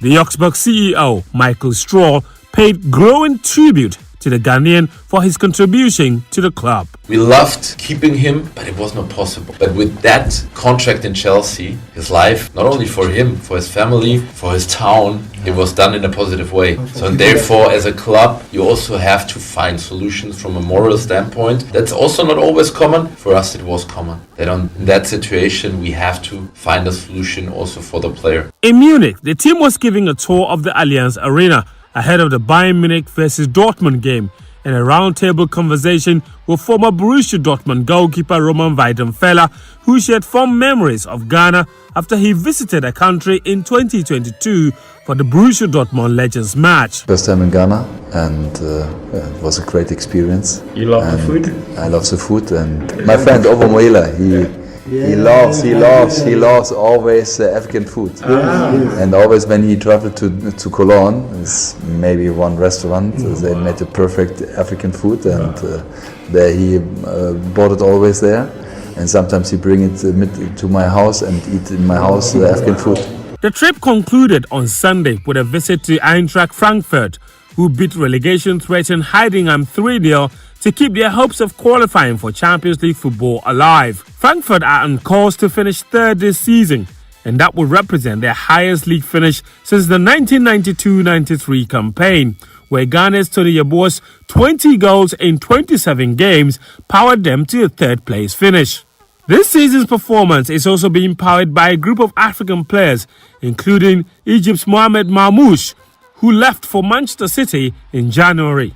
The team still has 4 African players on their roster, and the Frankfurt technical director, Timo Harden, explains why the club continues to rely on the continent for talent. I mean, it's about the quality of the players. The African continent loves football, a very passionate continent for football players, and there's a lot of talent there. And you want to have good football players. Also, we do in Frankfurt, so I think this is where the connection comes. In the end, the trip did not only showcase the Bundesliga's footballing excellence, but also its deepening roots in Africa, a partnership built on shared values and mutual respect. This very stadium is where Ghana's very own Tony Amoah made his name, and it's such a privilege to be able to come here and witness it for myself. This is the second time I've been here, and each time has been special.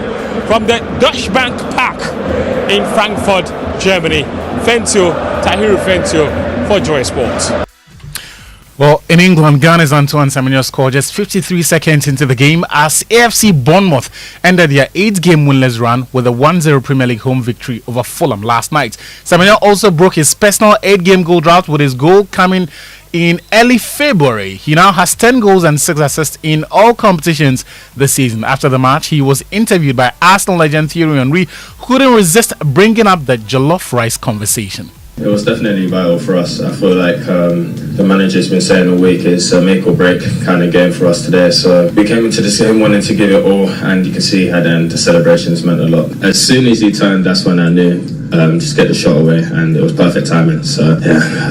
So you were cooking? Yeah, you know me. I have to cook. If I don't cook, I'm working. You were cooking some fufu jollof rice. Okay. Come on now.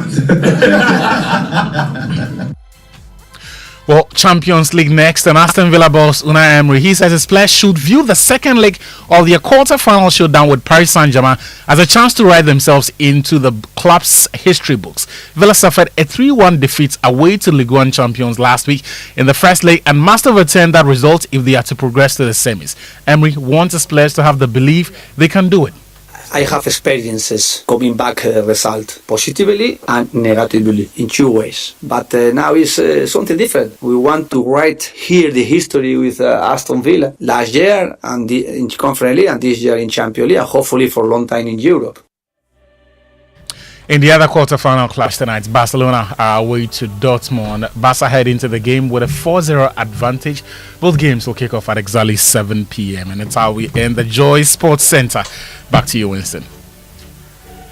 Thank you very much, Victor Achu Tamaklo. And Man United will play on Thursday. Yes, they will. Hopefully without Andre Onana.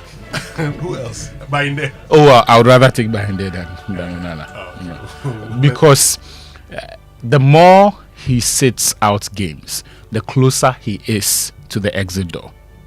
So it's the long game we're playing. Yes. Thank you very much. Anyway, let's get interactive this morning. Social media messages here on the Super Morning Show.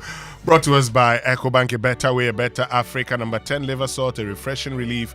And Provident Insurance. With Provident, man, you're covered. So you know that every day people face different emergencies. Police emergency, fire emergency, medical emergency, you name them. But many Ghanaians don't know the emergency numbers. Well, here's one you would always want to remember. Star 770 hash, yes, star 770 hash is the EcoBank Money Emergency number, and it gives you instant access to loans, fund transfers, utility bill payment, airtime and data, purchases, and so much more. You don't need internet for this. Just dial star 770 hash.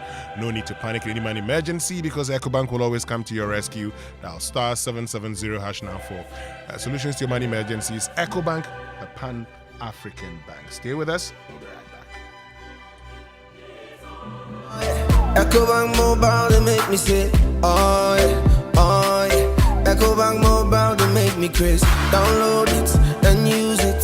It gon' make your life so easy, yeah. Oh yeah, download it. You gon' enjoy it. In my branding check, in my branding check. Come make a download them for you. Cause you can pay bills, you can buy credit. You can pay school fees, even church tights with the Apple. EcoBank Apple.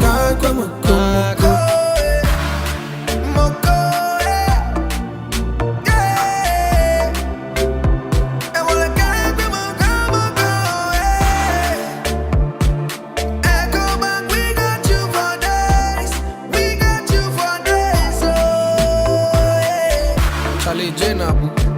Life is easy with the EcoBank mobile app. You can pay your bills, transfer to and from mobile wallet, virtual card creation, transfer to other banks, express account opening, scan and pay, express cash, all at your fingertips with the EcoBank mobile app. You know it's 5-star life with EcoBank. Kim promise. We shouldn't have gone to that party. Masa, my head is killing me. Is that your stomach? Yes. What did you eat? I don't know. Get rid of your gastric problems with number 10 liver salt. Number 10 gives you quick, effective relief from nausea, indigestion, heartburns, hangovers, and hyperacidity. And with different fruity flavors such as orange and lemon, it's a pretty tasty way to end an uncomfortable situation. Number 10 liver salt from Ernest Chemist, because everyone needs a chemist. This advert has been vetted and approved by FDA. Right, so welcome back, and thank you very much for staying with us here on the Super Morning Show on Joy 99.7 FM. And it's now time for the Joy Business Minute, and that is brought to us by Consolidated Bank Ghana, CBG. We stand with you, and Anointed Engineering Services, Anointed, the generator experts. Hello, welcome to the Joy Business Minute, brought to you by Consolidated Bank Ghana. We stand with you and Anointed Engineering Services, the generator experts. Ghana has finally passed the 4th IMF program review after the visiting team concluded a 2-week assessment over the country's performance under the fund program. Government has signaled its intention to engage Goldfields over extension of lease for the mines, but insists that will be based on fresh proposals. Economist Professor Lord Mensah fears the increase in utility tariffs could affect the recent slowdown in inflation rate. Elsewhere, US Vice President J.D. Vance says there is a good chance a trade deal could be reached with the UK. The UK's trade minister agrees but says she can't provide a timeline when an agreement might be reached. And that's the Joy Business Minute, brought to you by Consolidated Bank Ghana. We stand with you and Anointed Engineering Services Limited, the generator experts.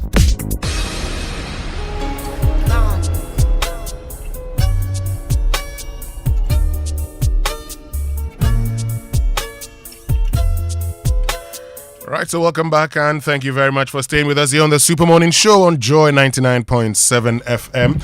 And if you're an individual trader looking to expand your business, then look no further, because Consolidated Bank Ghana Solo Loan is the perfect financial boost for you. Access a loan of up to 200,000 Ghana cedis with no collateral, required and repay conveniently within 12 months. Now, the Consolidated Bank Ghana Solo Loan is designed to support your daily operations and ensure uninterrupted cash flow for your business. Sign up for the Consolidated Bank Ghana Solo Loan and take your business to the next level. Experience a quick and easy process when you apply. Remember, no collateral is required. For inquiries, visit any Consolidated Bank Ghana branch nationwide or call 0302216000 via their social media handles on Facebook, Instagram, and on X. Email, talk to us at cbg.com.gh. Terms and conditions apply. CBG, we stand with you.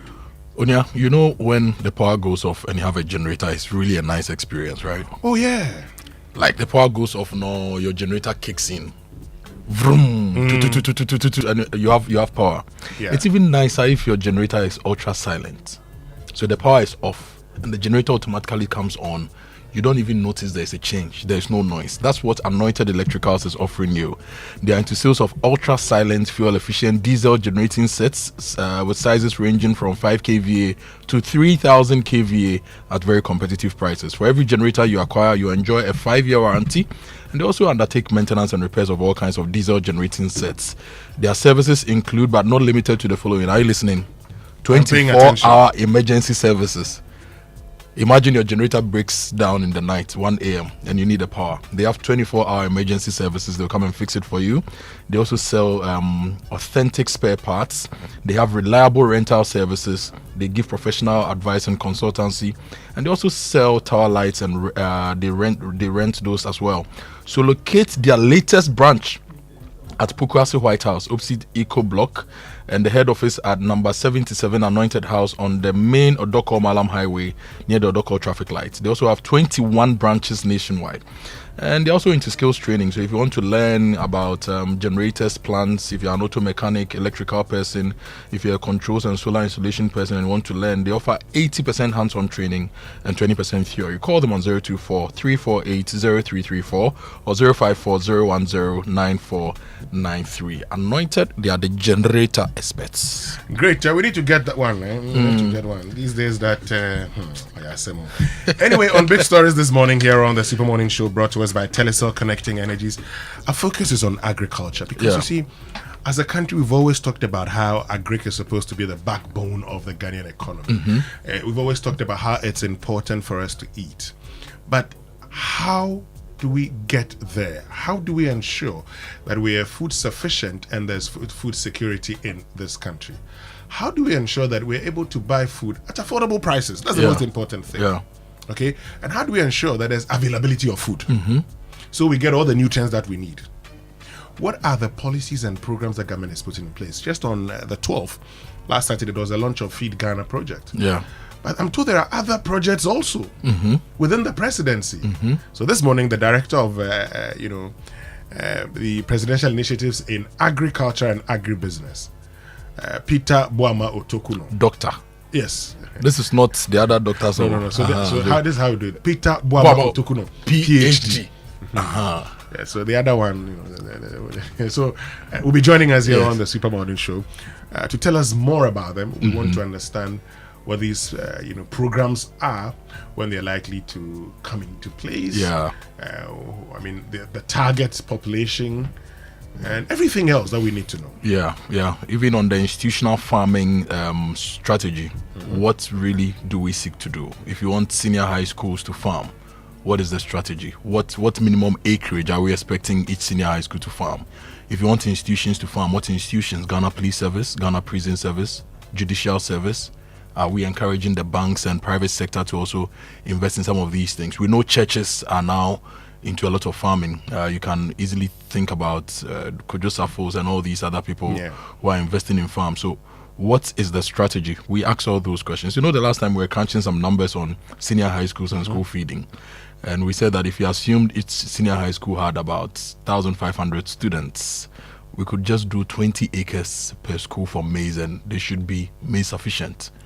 If something like this is possible, how is the government going to manage it? How are we going to approach this? All these are questions that we'll be asking Peter Boama Otokunor this morning here on the Super Morning Show. So send us your messages if you have any questions for him.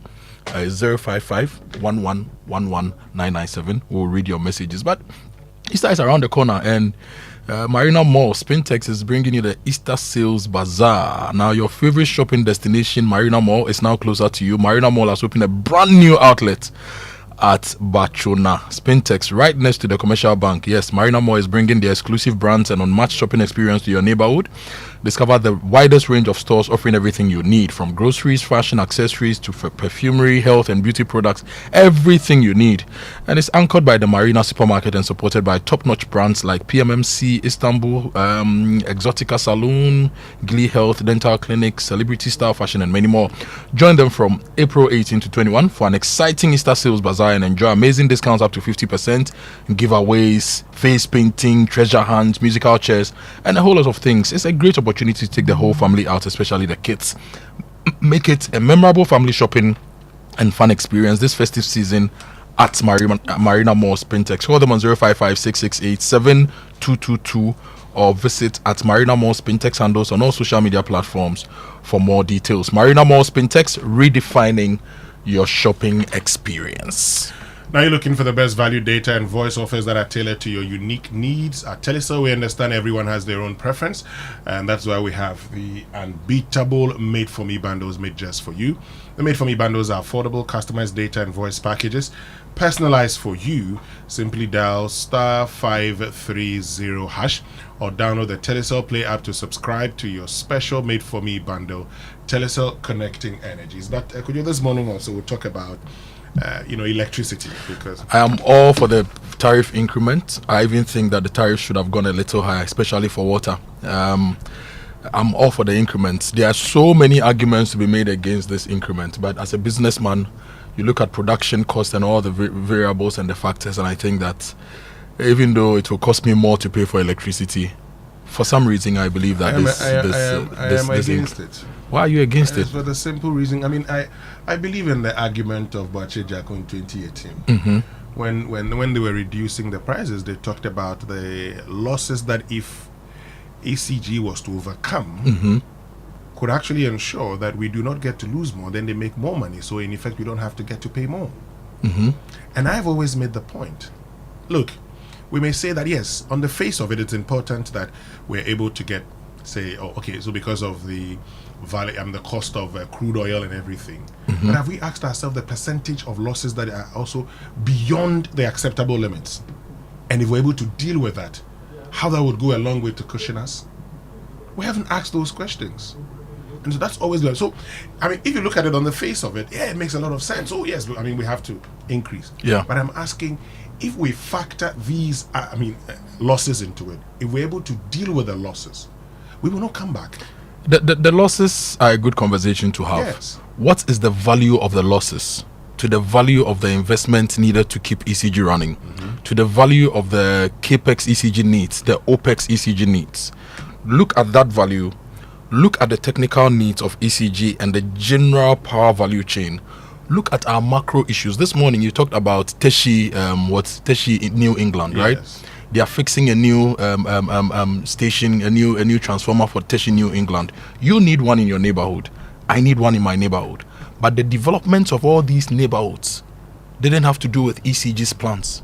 We are developing neighborhoods anyhow. The city is expanding anyhow. Wherever you go around the country, the expansions. We all expect ECG to be able to meet your needs. There are so many things to look at when it comes to the power thing. We can go into their, if we have time, we can go into their tariff proposals to the PURC, what they asked for, the reasons why they asked for certain reliefs to be given to them, for the want of a better word. And I think that, look, realistically, if we want ECG to run as a business, if we want Ghana Water to run as a business, if we want them to be sustainable, we need to pay realistic rates for power. Now, if you are paying realistic rates for power and you are getting power consistently, then you find a way of using the power efficiently to generate more value to be able to pay for the electricity. So I think that, look, we've been playing politics with ECG. We've been playing politics with Ghana Water. We've not been looking at these institutions as technical institutions which must run on sound technical decision making. And so sometimes Party A will come and say, when we win office, when we win power, we are going to reduce electricity bills. When we win power, we are going to reduce water bills. When we win power, we'll do A, B, C, D, E, F, G, H. Compare ECG to any other utility like MTN or Vodafone or any other utility company that invests in CAPEX, in infrastructure, that invests in operations, that invests in human resources, that invests in so many other things. And you realize that, look, there's a lot more to be said about the power than just the technical and commercial losses. I'm one of the people who is not happy with the technical and commercial losses, right? And the transmission losses. But there is an explanation for those things. You understand? Which is? Let me give you an example. We are here and political parties will come. This party comes, forces ECG to introduce new meters into the system. This other person will come, forces this on the system. So for one utility company, if you look at the last PwC audit of ECG's price waterfall mechanism, they are reporting 20 different meters. 20 different meters. 20 different meters, Winston. So there's a lot to be said. It's not that the technical person at ECG decided that, yes, let's go for the 20 different meters. Let's do this, let's do that. There are political interferences. There are the main technical issues to do with our macro setup, our spatial planning, the investments that, look, now there's Dodowa Hills developing, East Legon Hills developing, Kumasi. If you go to Kumasi, all sorts of areas are developing. You go to Takoradi, all sorts of areas are developing. What is the town planning strategy that we've put in place to even enable these utilities to plan extension of their services properly to these places at an optimized rate to ensure that they get the right CAPEX and they get the right systems in place? What have you put in place for those things? Okay. Now, a percentage lost is estimated at about 100 million. Okay. Or more. Okay. Now, the percentage losses within ECG's own operations sometimes could go as high as 30%. Let me give you the system losses over the past. I'm giving you the losses, then you make your points. Okay, you can go ahead. I have them here, but you go ahead, make that. Give me. And so that it comes from me, then I'll make my point. Go ahead. 2019 system losses 24.68%. 2020 26.52%. 2021 29.08%. Okay, so that's those are the figures I have up to 2021, and the benchmark is 22.6%. You can go on, sir. Great. So if you lost that, Okay, the benchmark of 22. That's our standard. That's our standard. If you lost, say, 8% above the benchmark, or 7% above the benchmark, that is what? 700 million that you have lost. Yep. Does that not take care of the losses that we have incurred over the period? Are we saying that over the period for anybody? And look, I say this all the time. When ECG decided to, and that is the system losses, okay, distribution losses. Yeah. When it comes to even collection, is another problem. We've not gone there. I am still of the view that if we do away with political metering systems in this country, exactly. But that is not, you see, but that is not my problem. We have consistently, and I have always said, when I hear people talk about ECG, I think the first thing we should say about ECG is proper management. Look, if we have proper management, that proper management would actually ensure that the load on the feeder is the right load. How can ECG explain to me that, oh, it's a developing area and then people put more? Who gave them that power? So where we are, there's low voltage all the time. Every now and then they're trying, and I mean, let me say, because a lot of the houses that are coming up in the area, they don't even have permits to build. Exactly. But they've built. They've built. I'm even sure. Me, when I started building my house, I didn't have a permit, but I built, and then I later went for a permit. So I mean, and so I say, ECG shouldn't give me power. This is the point. So what is the equipment they have? What load should be on it? What load should be on it? When they cannot accommodate you, they must make provision for another. But the ECG should make sure that at every point in time there is the right load on it. And I say this because let me say good morning to Bismarck Otu, who's the Accra East regional manager. He's doing a fantastic job. But I still don't have stable power. Because he's always trying, and you know, our place, for some time they've been able to stabilize it because they will try. He's doing what? A fantastic job. Yes, in our place. He works with ECG. Yes. He's an engineer. He's an engineer. And he still don't have stable power. He's doing that's why I have stable power now. Me, I don't. You don't? Oh, then I mean, they have to come I to don't. Area. But I have said that when we complained, I said that he actually realized. So he told me the last time that they were changing. And so for some time, every day the lights were going off. But he explained to me that because we're trying to move you onto another feeder, there's an overload on your feeder. But you see, I use his case, for instance, and say that at ECG, if you have the right management, and sometimes when your light goes off, they realize, oh, then they start working. But I'm saying that if you have the right management, things will be different. When we treat state companies as partisan entities, what you will have is the situation you have at ECG, where consistently people come in and the next thing they do is procurement. The first thing they'll do is procurement. So every managing director will come in and he'll begin to look at how he can also make money, and he can only make money through procurement. So sometimes with procurements, there are equipment that are currently there that may be needed, they will not be put to use. So I am saying that, look, I support the decision by Boateng of 2018 that if you are engaged in losses, fix them. So if ECG can tell us that give us this money and we will fix our losses, I would support that. Beyond which you cannot come back. But this consistent owner, there was a under recovery. I don't buy that kind of argument. I don't buy it. So I am still insisting. But their request for tariff increases is not just made on the revenues they are getting. It's also based on planned projects, investment they are making, and all that. They've right? not led to anything. It's not led to anything. It's not led to anything. Your feeder was improved, right? Your feeder was improved, and now you have stable electricity. Fantastic. Mine needs to be improved. Yeah. Tertiary That's people why just got theirs. That's why it's not led to Tertiary people just got theirs improved. Some person who just bought land for 80,000 cedis at Dodoa Hills, which is way behind in Sambu somewhere, also expects some electricity to be extended to them, right?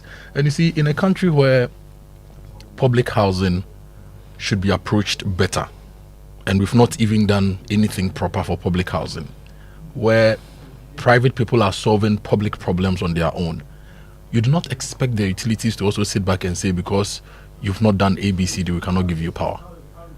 For example, for Ghana Water to tell you in your area that you people, this place was not part of our extension, so even though you've built houses, we cannot extend the service to you. So there are different things at play. And there is also the fuel cost, the exchange rate related matters. So yes, I agree with you that the political management within ECG must stop. The interference within ECG by various governments must stop. That solves, I think, 30 or 40% of the problem. But there's a 60% problem which needs to be addressed. You are doing 70% of your power generation from thermal sources. Which source requires fuel? Which fuel you don't produce on your own? Now we are trying to expand Atuabo gas to give us more gas, right?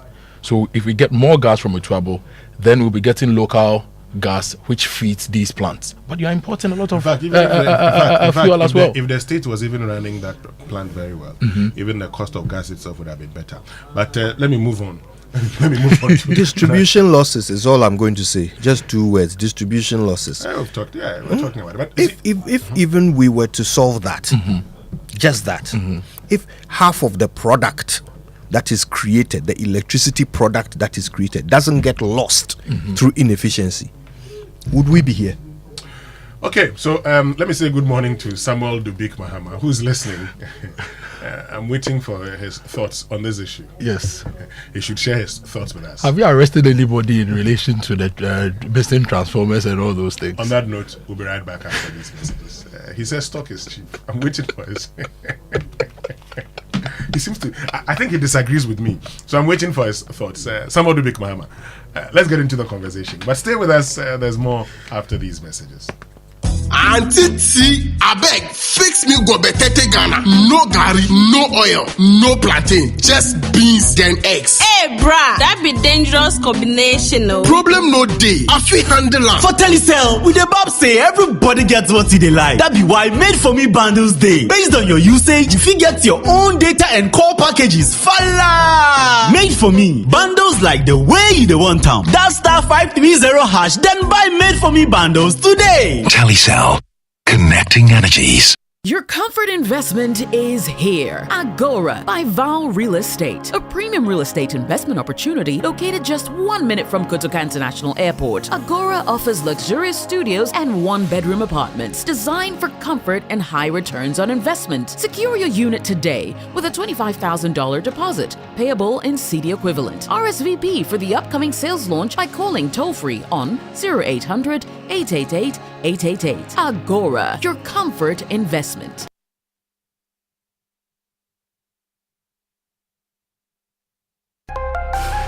Are you tired of rising fuel costs and frequent service and maintenance draining your budget? Are you a transport business thinking of the best eco-friendly and cost-saving option for a car? Then switch to the Cerio Nano 3 electric vehicle. The Cerio Nano 3 EV is proudly marketed and distributed in Ghana by Anointed Engineering Services Limited. The sleek Cerio Nano 3 electric vehicle, with its advanced technology and high performance, emits zero emissions because it does not run on fossil fuels. No need to worry about a charging station because you can charge your Cerio at home directly by plugging into the socket. The Cerio Nano 3 electric vehicle offers unmatched comfort, interior design, fast charging, long-lasting battery, and a portable digital ultra-silent genset for backup charging no matter your power situation anywhere. Visit our brand new and ultra-modern showrooms in Accra and Kumasi.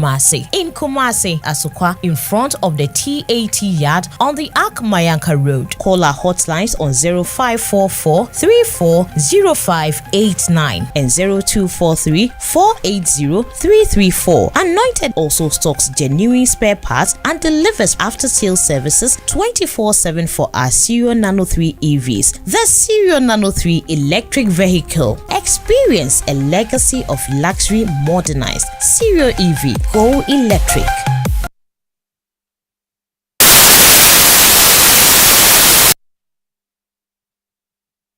Coffee in your cup and joy on the set. The Super Morning Show is always the best bet on Joy 99.7 FM. In Ghana today, the workforce is changing. That's why the Design and Technology Institute, DTI, is admitting youth who are 16 to 27 years old. As Ghana's first privately owned TVET institution, DTI is offering cutting-edge training to help you develop new skills to meet today's industrial demands. If you are a recent SSS or university graduate or an applicant looking for relevant career prospects, DTI lets you choose precision welding and fabrication, design innovation, entrepreneurship, and other exciting programs. DTI's unique competency-based curriculum focuses on practical skills and problem solving, ensuring that you graduate prepared to tackle real-world challenges.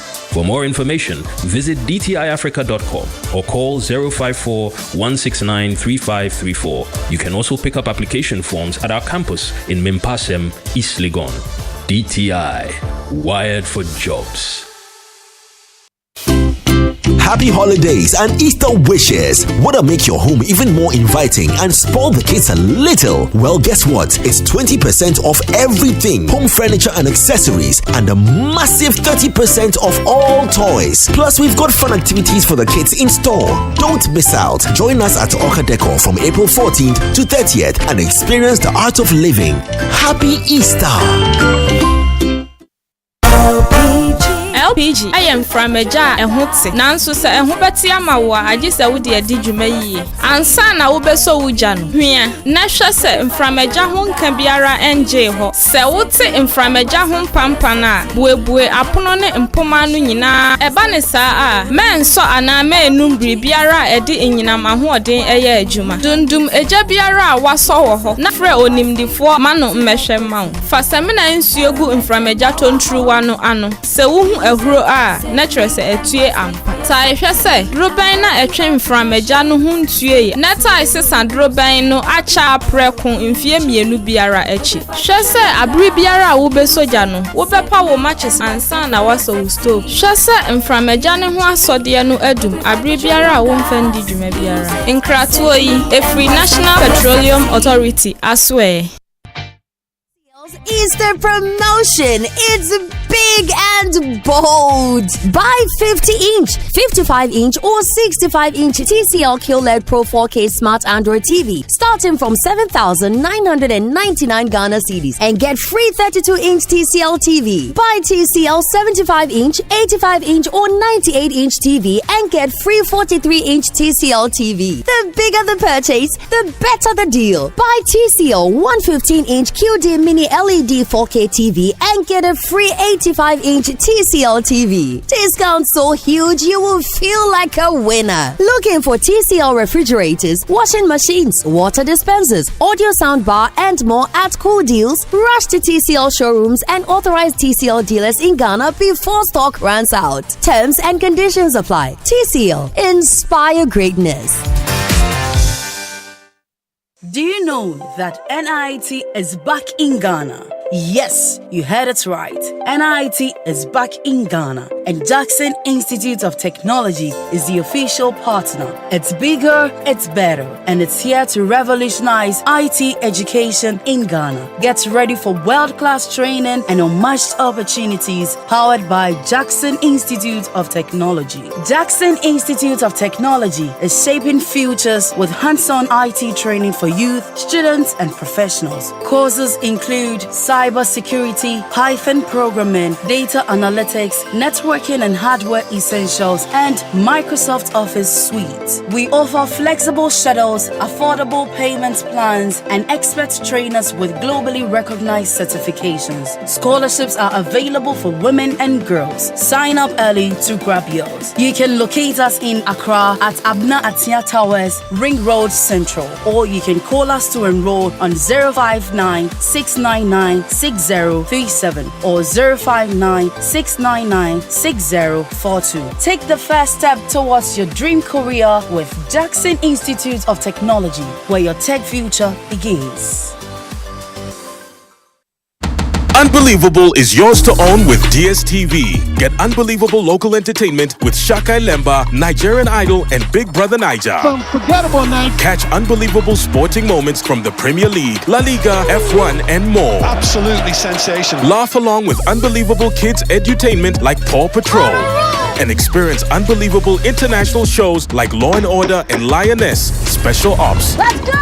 Download the My DSTV app today and own the unbelievable.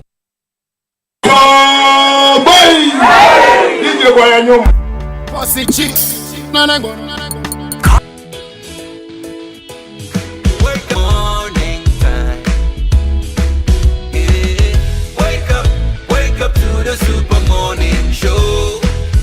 Yeah, wake up to joy.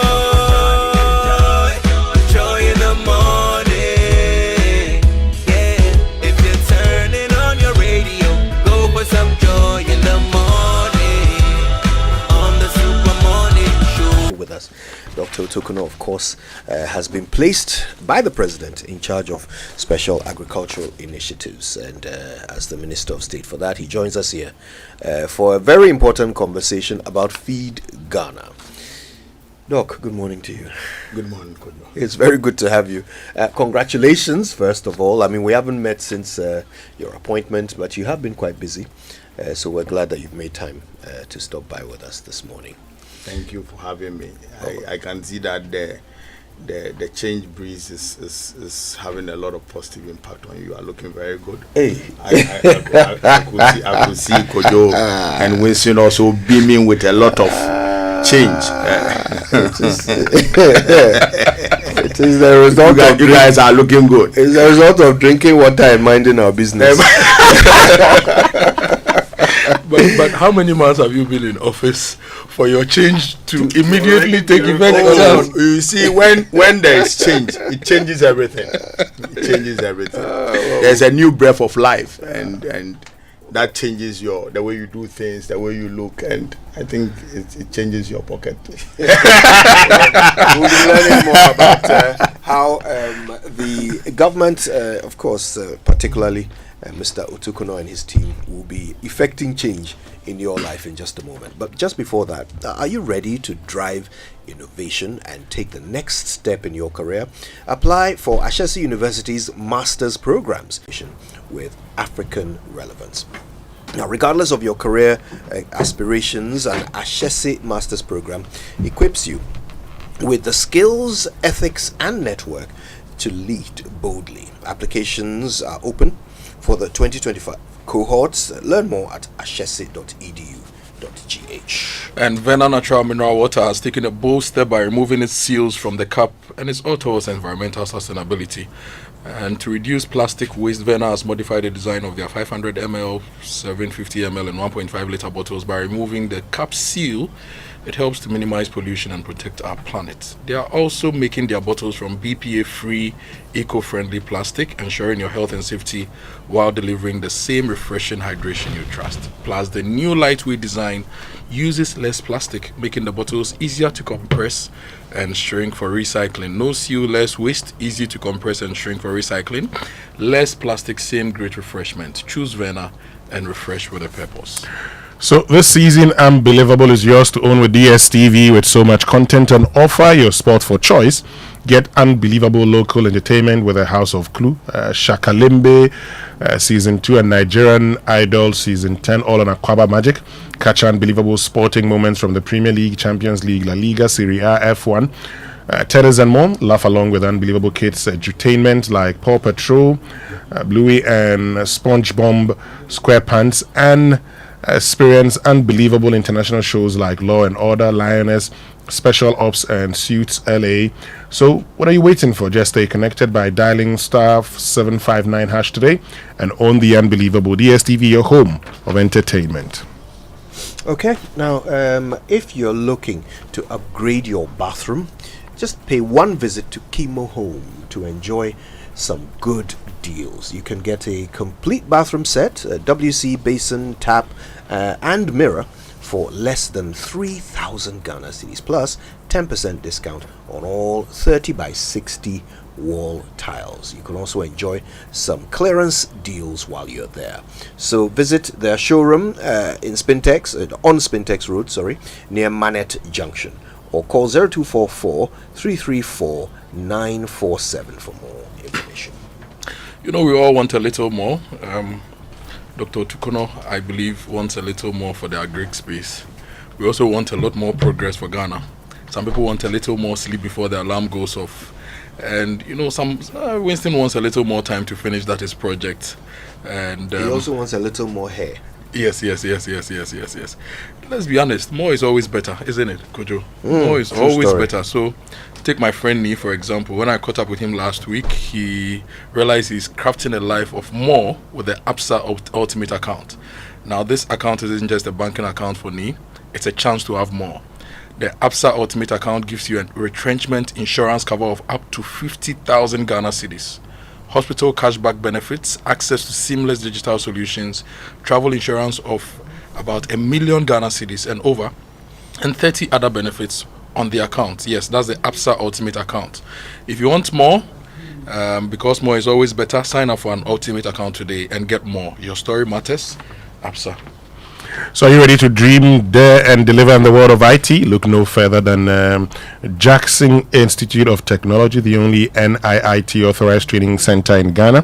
And they provide world-class IT training for individuals and corporate organizations, equipping you with industry-relevant skills in software development, cybersecurity, networking, cloud computing, artificial intelligence, digital marketing, and more. We offer globally recognized certifications, practical job-ready training, and flexible hybrid learning options, which allows you to study online or on-site. Our expert instructors ensure hands-on learning experiences that prepare you for success in today's digital world.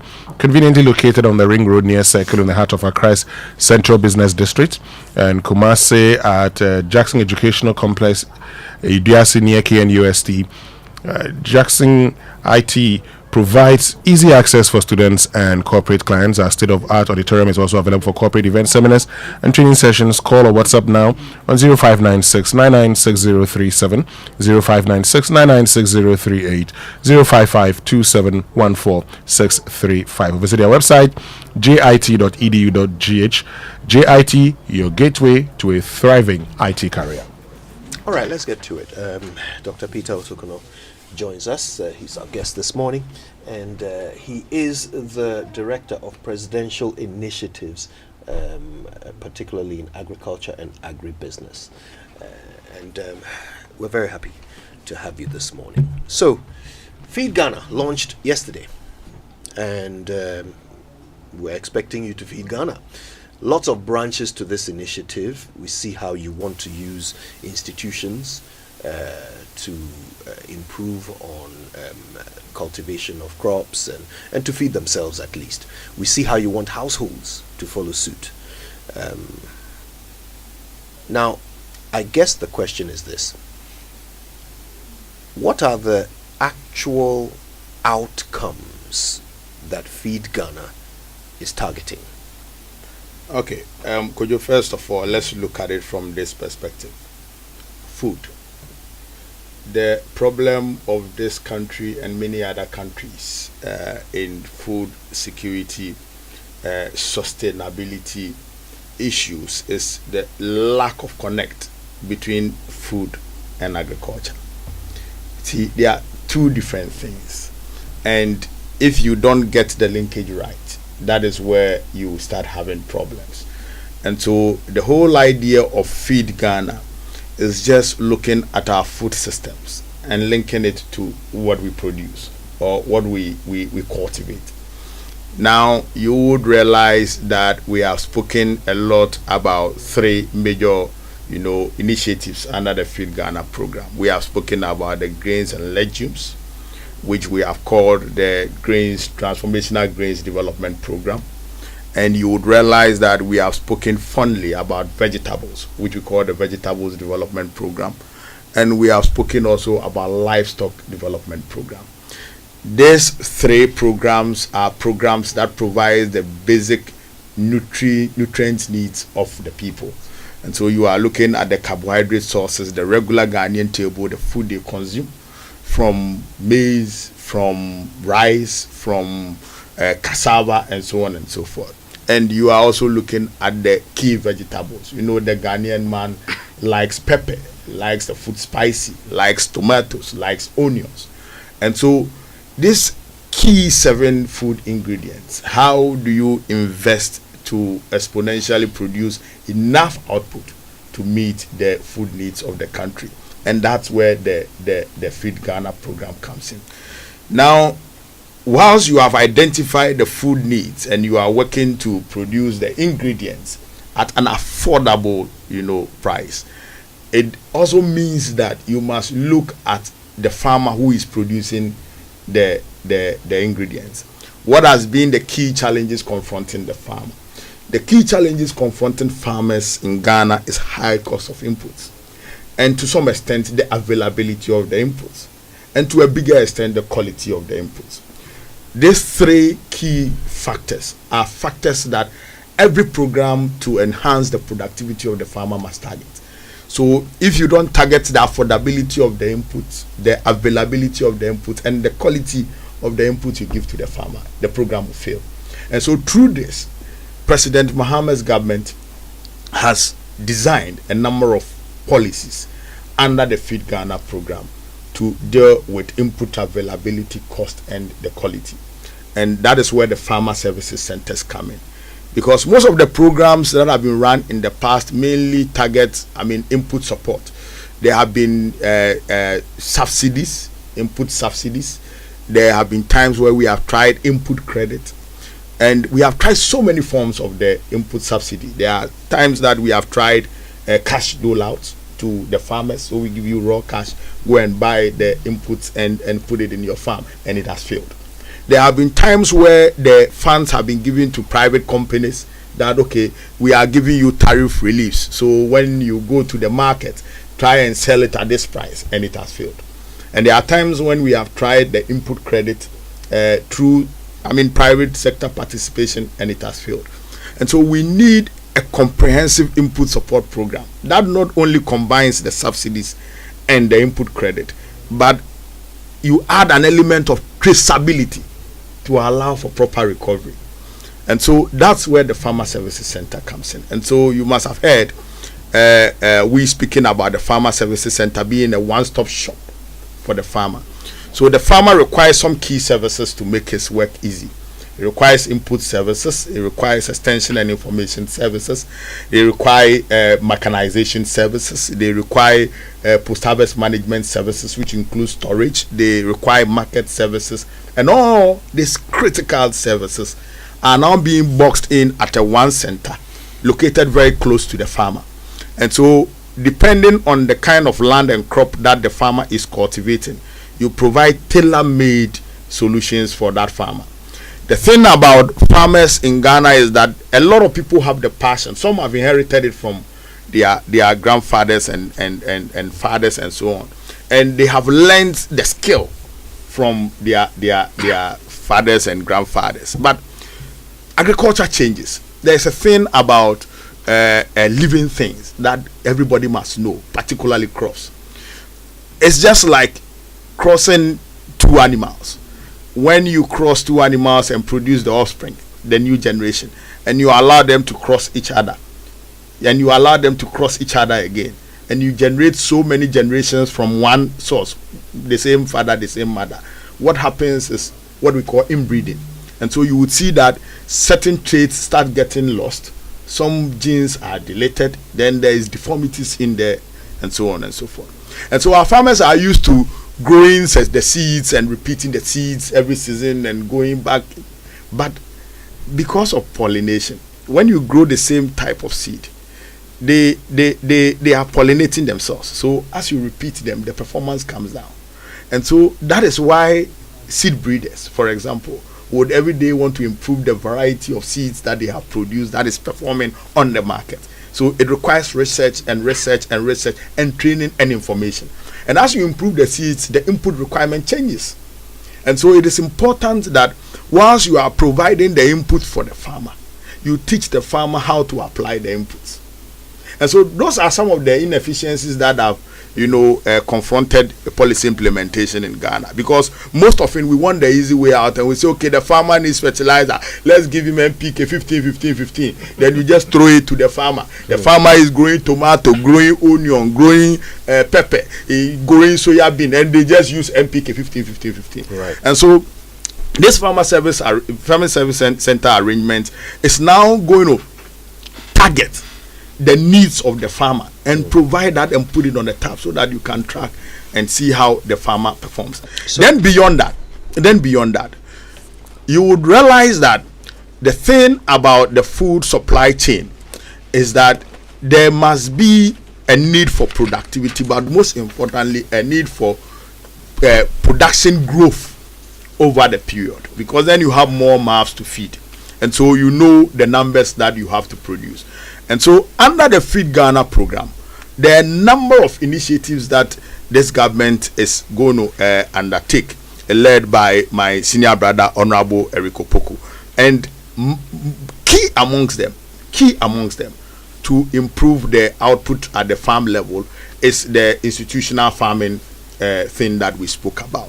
We believe that most of the institutions have the capacity to invest and produce their own food, and it is staggering to know, Kojo, that last year alone the government spent almost 2.8 billion Ghana cedi on food for senior secondary school alone. The school feeding at the basic school level has not come, only senior secondary school. And so if we look at producing this 2.8 billion Ghana cedi worth of food in Ghana, you can imagine the savings that would make. And the thing about agriculture is that everything that you put, every money you put into agriculture, all things be equal, you are going to get about 200% of that money, all things be equal, averagely. And so if we are spending 2.8 billion on food, it means that we could spend some 800 million and we would provide that food. And so what we are looking at under the institutional farming, for example, the school farm initiative, is to have an arrangement where the senior secondary schools that have lands would cultivate those lands. And so depending on the strategic, agroecological area that you find yourself, we will be able to determine the kind of crop that you can grow. Whether you do livestock, you do poultry, you do piggery, you do rabbits, and so on and so forth. One other area that maybe we'll talk about later when we have time is under livestock, the rabbits. We like akrantia in Ghana. I mean, we love our akrantia. But we don't know that the perfect replacement for our akrantia is rabbits. They grow faster. Within 3 months, they are ready and they multiply faster. If you are farming akrantia, you may need over 1 year to grow a full cycle. But you don't need that with rabbits. And so these are things we want to introduce into the institutional farming. Then it's not only the secondary schools, the prisons are there, the police are there, the military are there. I know the military, already have the capacity, to even, construct irrigation facilities and all that. The engineering regiment, they are doing a great job. And so we are looking at getting all these key institutions to venture into some form of commercial agriculture. And one other thing that we are looking at is to attract more private sector into the business. And so Ghanaian agriculture is basically a smallholder activity.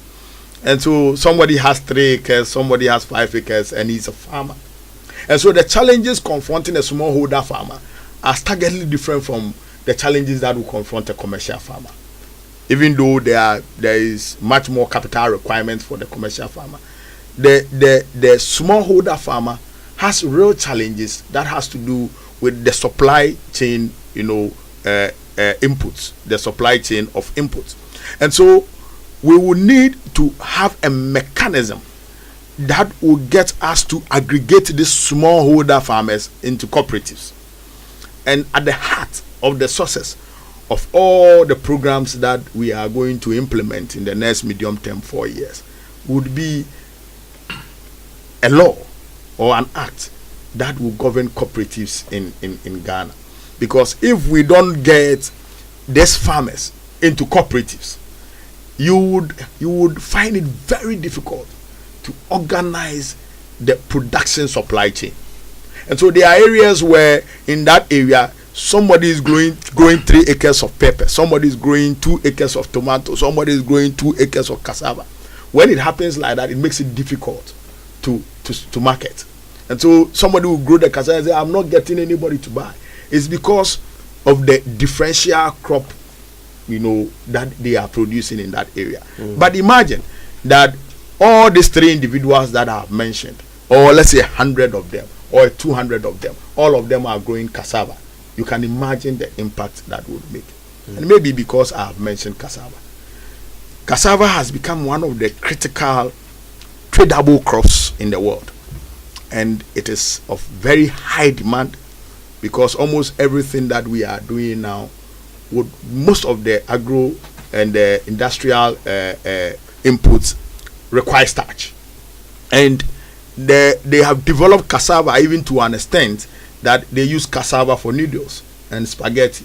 I have seen equipments in China where they pick the raw cassava and put it into the machine. It comes out as spaghetti. And so cassava is of high demand. The eastern part of the world are all over the place looking for cassava. Thankfully, Ghana cassava can grow everywhere. But the irony is that we have made attempts to set up industrial processing of cassava, and almost all of them have failed. And I'm sure you readily recall, because of your background from Central Region, you know the Ayensu Starch Factory and what has become of it. The Ayensu Starch Factory is 22,000 metric tons capacity, starch production capacity, and for a 22,000 metric tons factory to produce starch, you need about 100,000 and more metric tons of cassava every year to feed it. Now, we are not able to produce the 100,000 metric tons. In actual fact, the data says that we are producing about 22,000 metric tons of cassava every year. And so that means that there's a huge shortfall already. We are not able to produce the cassava. Then there are other factories like the Amantin one and a few others. So, Kojo, what this simply tells us is that there are people growing cassava who will tell you that they don't get the market. But it is because they are doing it at the smallholder level. Right. And so if we are able to organize the farmers, and we know that there are some 20,000 farmers, each of them is growing some 5 acres of cassava, we would be able to aggregate that and be able to feed the industry. Right. And so that's where the feed industry initiative also comes in. And so we are looking at not only providing food for the table to meet the food needs, but to also produce agriculture products or agro products to meet the industry needs. Right. Because industry needs all these basic agro inputs. And Kojo, I always say that, look, Ghana, we say that we are running a 3-sector economy, but in actual fact, we are running a 1-sector economy. It's an agro economy. Because, look, if your agriculture grows, now we are doing around 20% averagely. If your agriculture grows 1% more, it has an exponential growth in industry and in service. And that exponential growth would be more than 5%. And so if we do agric right, this economy would be an economy that will be competitive in the world. All right. If you just joined us, we're talking to Dr. Peter Otokunor. He's in charge of special initiatives around agriculture and agribusiness at the presidency. We're talking about Feed Ghana. So if I've got it, the general summary, the main thrust of the objective of Feed Ghana is to ensure a more effective, traceable, effective and traceable supply of inputs into various sectors of agriculture. Now, it brings up the biggest criticism against any government initiative that I can recall in agriculture, which is that we are always focused on inputs. But when we are talking about the outcomes, we are not so clear. What are the outputs we are expecting? For example, if we say we want to start, let's use Nkokon Kitinkiti, for example. So we want to start, rearing poultry in Ghana on a larger scale. So how much of our imports do we want to substitute by, say, 2028, right? So what about that? What about the targets for the outputs? What can you tell us about Feed Ghana's output targets? Okay.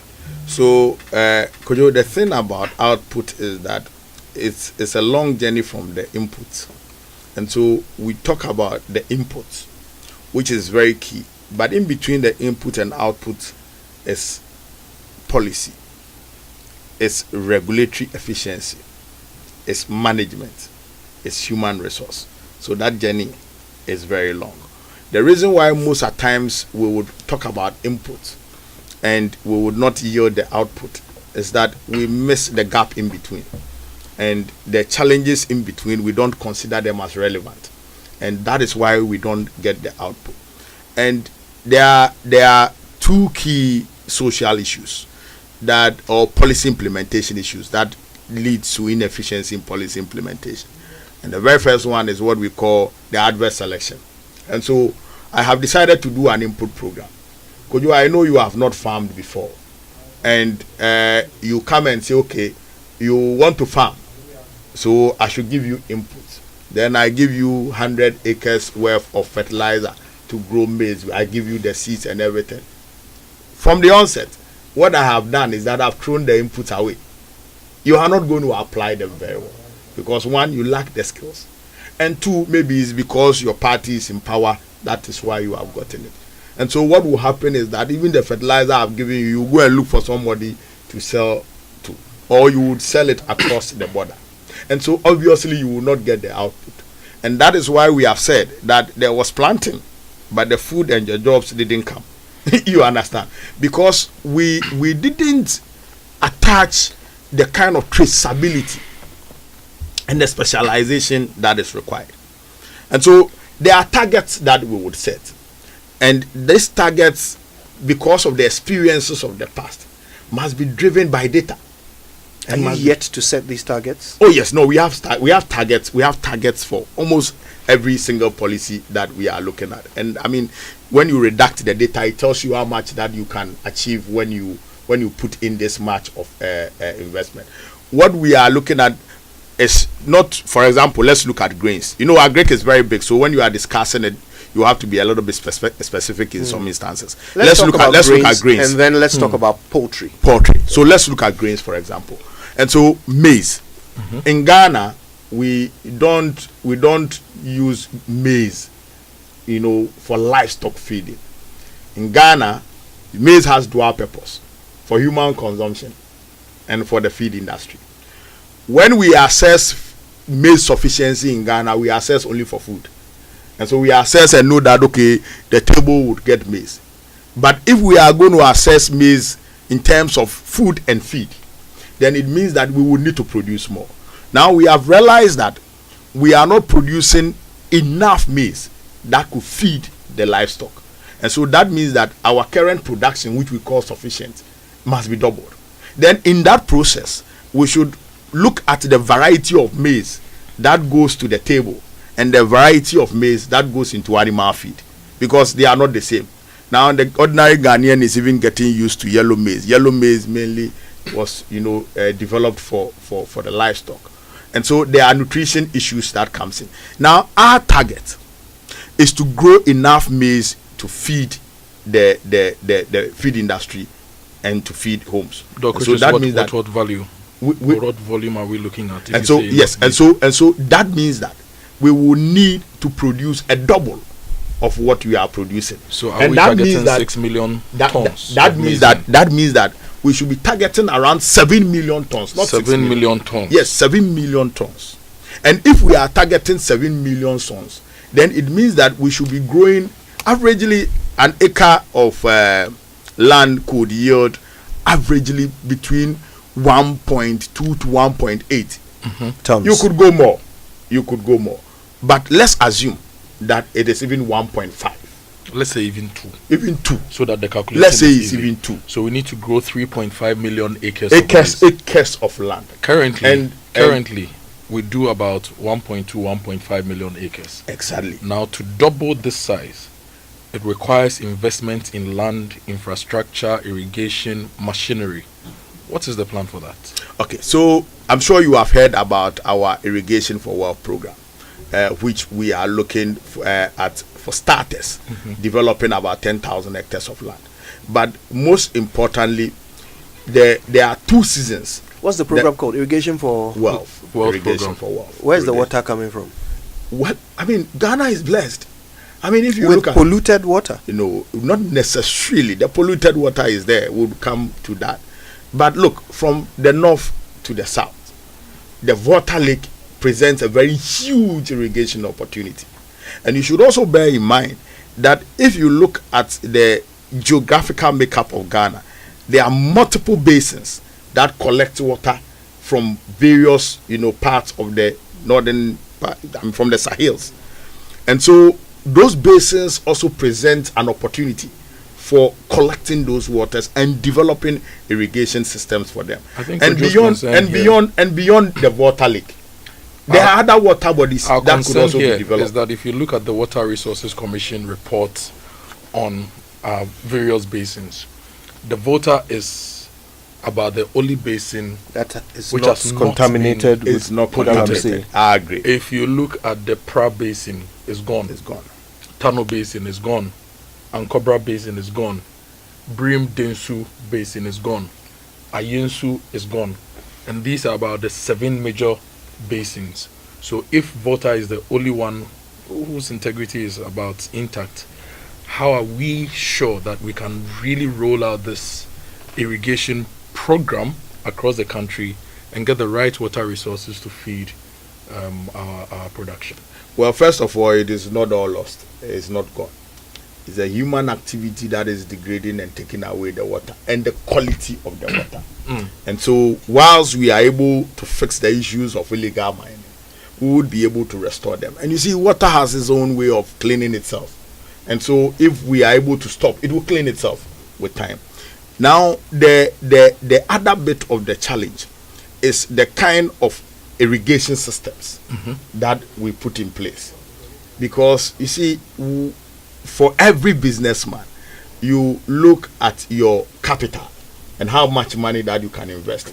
To bring down the production cost also requires the kind of input decisions that you make. And so when we talk about irrigation, the choice of irrigation is also very important. And so whilst we are looking at developing irrigable lands, developing irrigation projects, we are looking at more sustainable and cheaper ways of sending plant water to the fields, and that is the unique thing about the irrigation for wealth program that we are looking at. Let's now so that for example, Kojo, for those of us who are into commercial farming, there are so many methods, and people would want to opt for the fanciful name, the center pivot and all those. Last time I was having a conversation with you, and anybody who wants to go into some level of commercial farming, 300, 100 acres, they just go for center pivot. But your cost of production and your cost of maintenance alone will kill your business, and you would struggle. And so those are things that we are looking at, so that we can make plant water available, but at a cheaper cost, at an easy and convenient, approach to the smallholder farmer. Are these just abstract conversations, or have you made calculations? Have you figured out just about how many how do we measure water? Liters or cubic liters of water that these new initiatives can produce, and whether it's enough for the acreage you want to irrigate? Like, have you actually done the maths? Well, for those of us in the sector, we look at the coverage by land. We look at, and I mentioned 10,000 hectares for the irrigation for wealth. The long-term objective is to, as much as possible, try and double the irrigable land in the country. That is going to take a lot of investment, considering the lack of investment in the past few years. And so that is going to be the biggest headache. But beyond the irrigation, we should also look at putting some sustainable, efficient, local remedies to irrigation. People have started trying these borehole systems and trying to do that for the smallholder farmers, serving a few adjoining farmers in smaller enclaves. That is one solution that we are looking at bringing on. But beyond the bigger irrigation projects, there are bigger institutions that have the capacity. There are development partners that are also doing certain projects. MIDA is doing some, World Bank is doing some, and so together I believe that we would be able to increase the amount of irrigable land under cultivation. But even whilst at it, even if we manage our rainfall patterns very well, we should be able to produce what we eat. Because in the southern sector, we have 2 seasons. In the northern sector, where they have 1 season, the land size available, if we look at input efficiency, we look at management efficiency, we look at training, building the capacity of the farmer, we should be able to produce enough. I mean, you go to America, they have only one season. The snow takes a better part of the year, but they are able to grow food to feed the nation. And so those are things that we have to look at, measures that will make the farm level productivity increase, not only based on the irrigation facilities, because the irrigation facilities, most of them comes with very expensive cost. Okay, look, we'll talk about the FSCs and how you are going to run them, but let's start from the ground up, which is the land. So the target for the irrigation for wealth development is 10,000 hectares, which translates roughly to 25,000 acres. But based on our conversation, you are targeting 7 million tons of maize, which requires, let's say, an extra 1 million acres of land. Where is that land? What's the plan to develop the land? Because the land alone is not going to plant itself. You need access roads, you need machinery, you need land development. What's the government's approach to ensure that within the shortest possible time, beyond your 25,000 acres initial target, we hit that 1 million, we make available 1 million acres for all forms of farming to enable us to get the 7 million tons of maize. Okay. So you are not going to get 1 million acres of land altogether. Yeah. And so that's why we are bringing in the institutional farm initiative. So, for example, if we are looking at 200 senior secondary schools nationwide, and we are averagely estimating, let's say, 10 acres per school. Mathematics here suggests you should do 20 acres to meet their maize needs. So, to meet the maize needs of maybe 1,500 or 1,800 students. Yeah. So, if you are doing 20 acres and you are having 200 schools, that is about 4,000, acres of land. And roughly we have 1,000 senior high schools. So 20 times 1,000, that is 20,000 acres. 20,000 hectares. Okay. You understand? And so you look at the ones that the military will do, the prisons will do, then the smallholder farms. Then the thing also about the production capacity, for example, in maize, is that, in Ghana you can grow maize anywhere. So if I decide that under the Feed Ghana program, I am giving the farmers maize seeds to plant for this season, then it means that you are driving the production of that crop. And so those smallholder farmers that are doing 5 acres, 3 acres, 10 acres would all come in together to be aggregated to meet the 1 million acres that you are looking at. And so that is why our program is not throwing our resources in broadcast, but we are targeting. And so I've mentioned that we are targeting 7 food ingredients, and maize is one of them. And we believe that with the amount of inputs that we would supply, plus what the private sector is doing, we would be able to meet that target. And it is so for all the food ingredients. You would realize that tomato, for example, does well with various technologies, including urban areas where there are small areas you can just apply some modern technologies and grow more tomatoes and vegetables.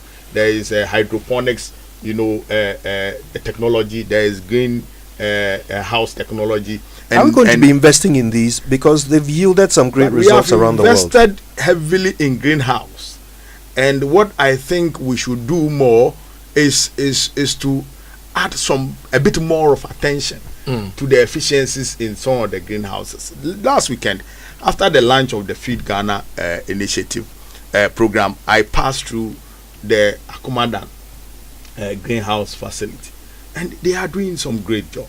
You understand? There is one company that is running the place, I think Agri Sustainability or Agri Sustainable Limited or something. They are Agri growing. Impact. No, that's not Agri Impact. It's Agri Sustainable. They are running the facility. And there are also a lot of abandoned greenhouses all over the country. And there are a lot of abandoned ones. Even before I got there, I saw a lot of abandoned ones. And there are individual businesses that are finding the relevance and the business, I don't know how to put it, for want of a better word, the business viability of those greenhouses. And people are putting in, requests to run some of these greenhouses. You mentioned hydroponics. Forgive me, this is a quick diversion. You mentioned hydroponics. Is there any actual government backing for hydroponics? I know there's a school in Kumasi that won an international award for a hydroponics project, which means the technology itself is understood. But is government doing anything at all to boost this? The understanding of the technology is one thing and the uptake is another. So what government is looking at doing is commercializing it and making it available, knowledge available, so that the farmer can uptake. If there are a few people doing it and you don't let people see the importance and how productive it is, nobody will uptake it. And so this is where government programs comes in. With greenhouse, the challenge we have seen with greenhouse, productivity over the period, and I was discussing that with you the other time. And when I went to Akumadan, I was sharing with them that look, the greenhouse facilities that we built are greenhouse facilities that were designed for the temperate, and we are in the tropics. The idea of greenhouse is to provide a unique environment within which the plant will grow, so that it doesn't interact with the external world. But because of our climate, it makes the greenhouse, rather underproductive, because you are supposed to use energy to control the environment, and the weather is very hot already, and so you are able to overshoot the temperature, and that means that you will need power to control, to blow some air and all those things, and that makes it more expensive, and the more expensive it becomes, the less productive that you are. And so those are things that we have to look at, the material for the greenhouse. And last time I was having a conversation with you, and I was telling the guys out there that why don't they change? Let's you strip all the let's strip greenhouses the covering of the plastic, and put let's strip the covering around and put the net around. It will still give you some the conditions that you want, and even that one, it makes it easy to regulate, so that you can be more productive. You spend less energy in controlling the temperature and the climate inside the greenhouse than you would use if you are which is great. Earlier Kojo asked about funding, and I was also pushing on the land. It's all about money, right? To be able to do all these things, if you check online right now, the size per square meter of your net for your greenhouse will cost you, let's say, $2 or $3. How do you intend to fund this? Because we've seen the budget allocation for the Ministry of Agric. Yep. And the number of things you want to do, the land we need to develop, the inputs we need to buy, the materials, and the budget doesn't seem adequate to be able to get us to get these outcomes. So how do we intend to fund all these beautiful things you are talking about for them to give us value? So Kojo, the thing about agriculture is that it's real business, and is the most profitable business that exists in the world anywhere. If you provide the right environment, private capital will be driven in there. Most of these things are driven by private capital. For example, this greenhouse that was built in Akumadan and Dowenya, all was done by government. But there are other private people who have built greenhouses. In fact, Otokunor has a greenhouse near the Boateng factory. I know you have heard about the Boateng factory. Multi-fruit processing factory. I mean, Otokunor is doing one great job in agro processing. He's even built a new jute factory. But the point is, there are private people that are investing in greenhouse, and so when you let people understand that there is a technology that you can employ and be able to grow certain unique commodities that are of high demand, you would be able to make a lot of profits. A lot of people will go in there. And so it's not only about government expenditure. So we have enough greenhouses already. These greenhouses have been given to private companies, to institutions, and they are managing them. Now, if you are able to guide them and they are efficient, they produce the food without you investing money in there. Most of the initiatives that we are going to do, for example, my unit, most of the initiatives that we facilitate are initiatives or projects that are private capital driven. Okay. You understand? And so there are a lot of people who hold private capital and do not know the opportunities and do not know the way. And so you will need to guide them, provide a technical and regulatory assistance so that they are able to set up. And that is the way out. And you see, government alone cannot do agriculture. Government alone cannot invest in agriculture. You will need the private sector to take the lead, with government providing the push and the regulatory environment that will allow them to be productive. And that is what we are looking at doing. And so you would compare the budget of 2024 and that of 2025, and you would see that we have realigned our focus in a manner that we are efficient.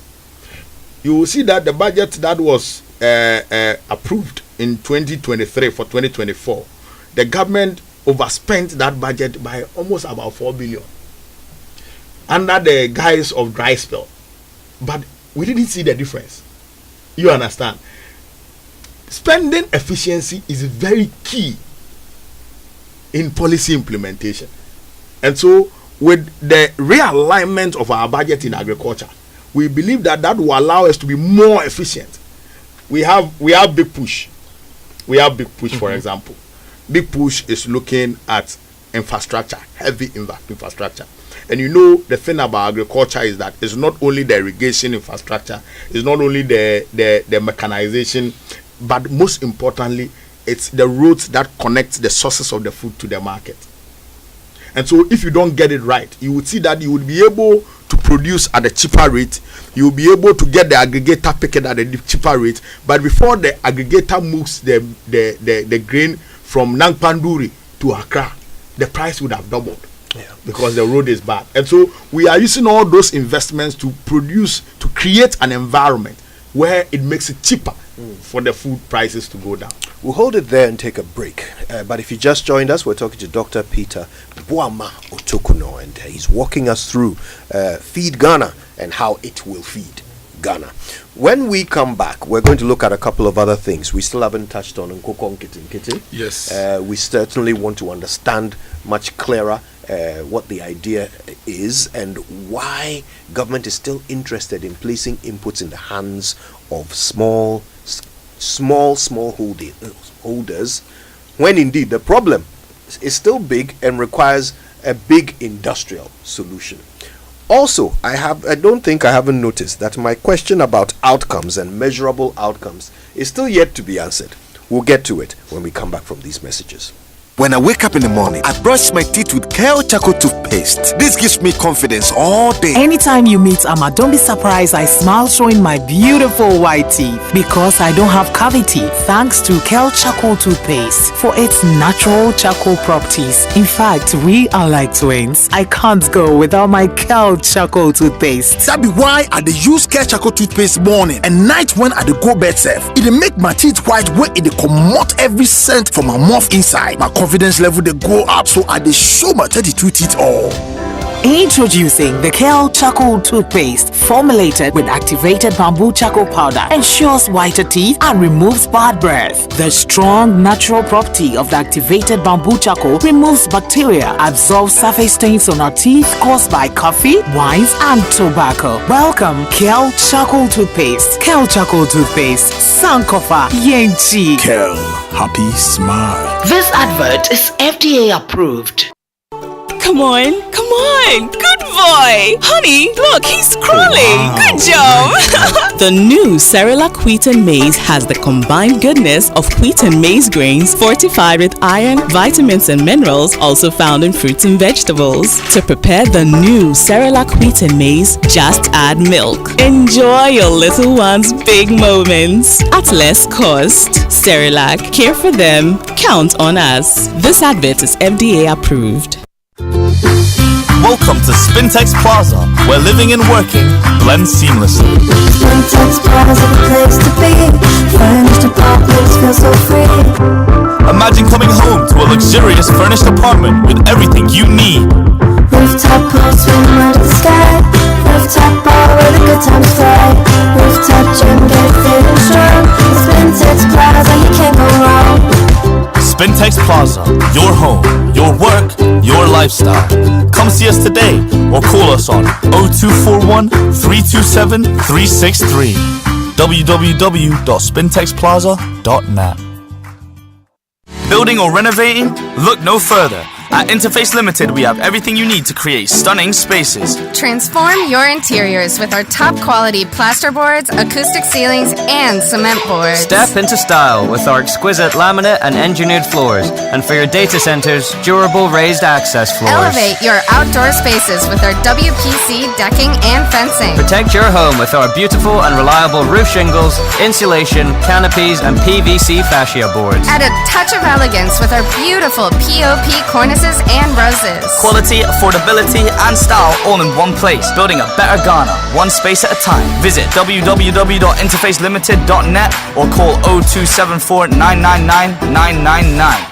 Mommy, the Nido. Hello. Please add a pack of Nido. Sure. Sister, is that your daughter? Yes. The last time she came to buy Nido by herself and I forgot to collect my money. Oh, sorry. I'll pay today. Don't be sorry. She made sure to remind me. I love her honesty. So well done. Oh, thank you.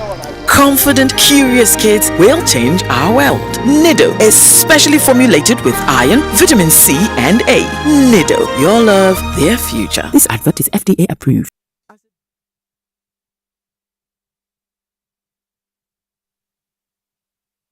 Coffee in your cup and Joy on the set. The Super Morning Show is always the best bet on Joy 99.7 FM. You're welcome back. We're having a very engaging conversation with Dr. Peter Otokunor. He's the Director of Presidential Initiatives in Agriculture and Agribusiness. He's based at the Presidency. Yesterday, he, of course, oversaw the launch of the Feed Ghana program. It was over the weekend, was it? Okay, that's great. Yeah. Okay, so, yeah, just a few days ago, we saw Feed Ghana launched in Ghana, in Techiman. Yeah.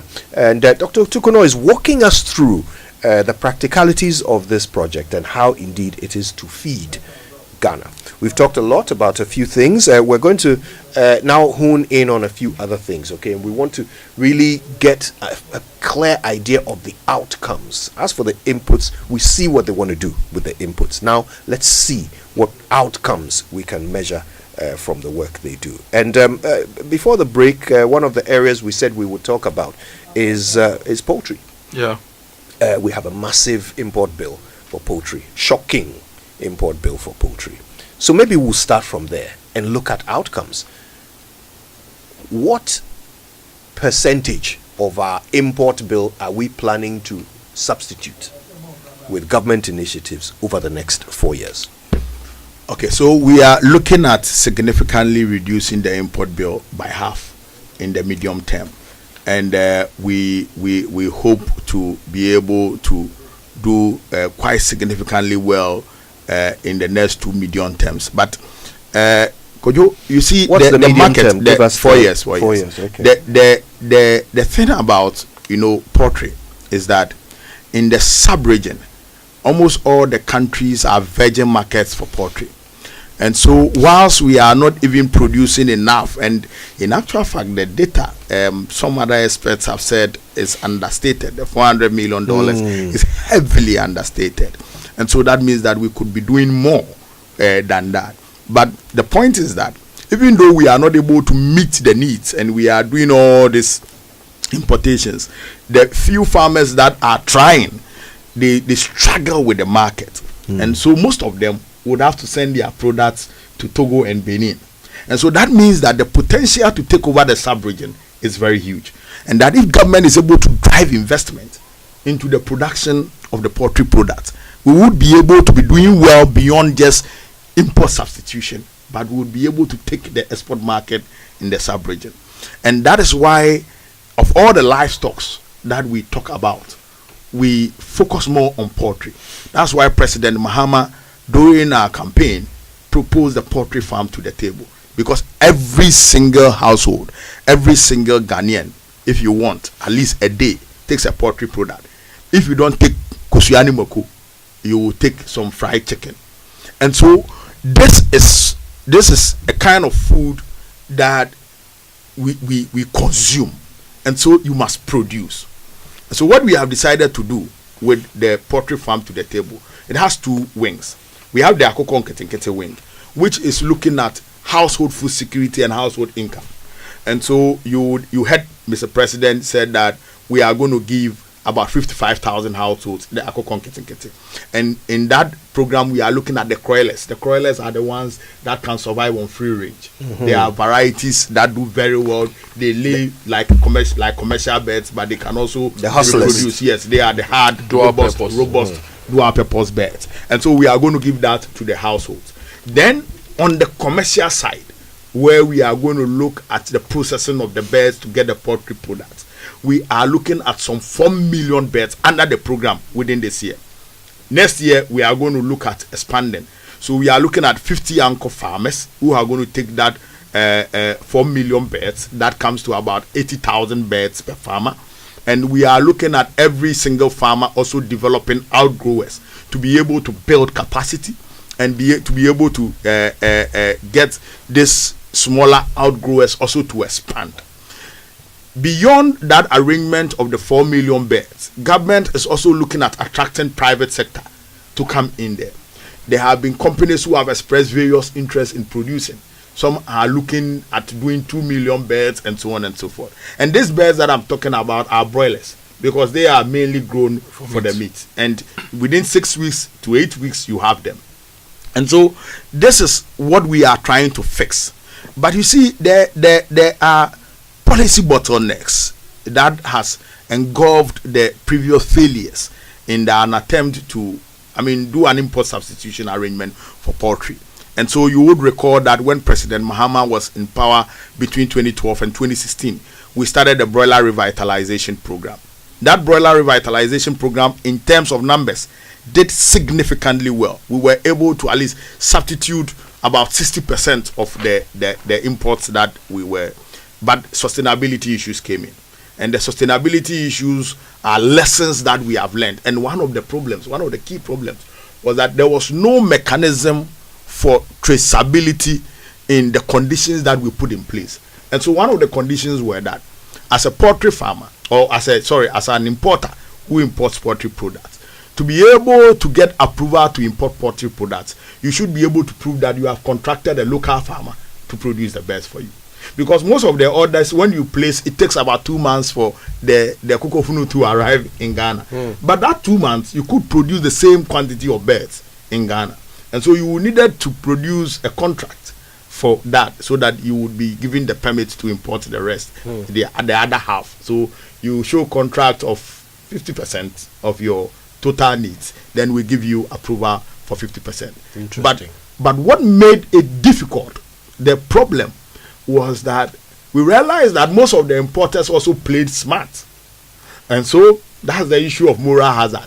So they would set up companies and just write the contract on paper and bring it to the office and say, well, I've contracted this farmer, but the farm doesn't exist. Right. And the approval you give them will be the exact quantity that they need on the market. And so whilst government was doing investment in growing some farms to produce more broilers, this cartel, if you want, the importers were also trying to beat the system. And so they flooded in with the poultry products. Then our farmers also produced the poultry. Then now they had nobody to sell to. And so that is one of the issues that we have identified, which we are trying to use the new system to fix. Okay. Then the other issue is recoverability. So government gives you 2,000 birds, 20,000 birds. How much through the program would be recovered? How sustainable? How much do you make and how do you plow it back into the next production cycle? And so yesterday, on one of your sister stations, I think Pulse, there was one poultry farmer who decried that, look, last year they did under the PIS, Poultry Intensification Project, they did the about 2 million birds to 15 anchor farmers. What is the level of accountability? How much was recovered? Was the output? Which was the output? We should look at it before we go, because if you don't look at it again, you risk repeating the mistakes. But those are things that our technical officers at the ministry are looking at, so that we fix them.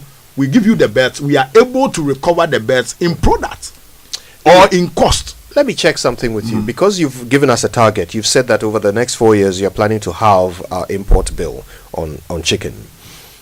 Well, looking at the plan that the president announced over the weekend, it seems that it would double our local production.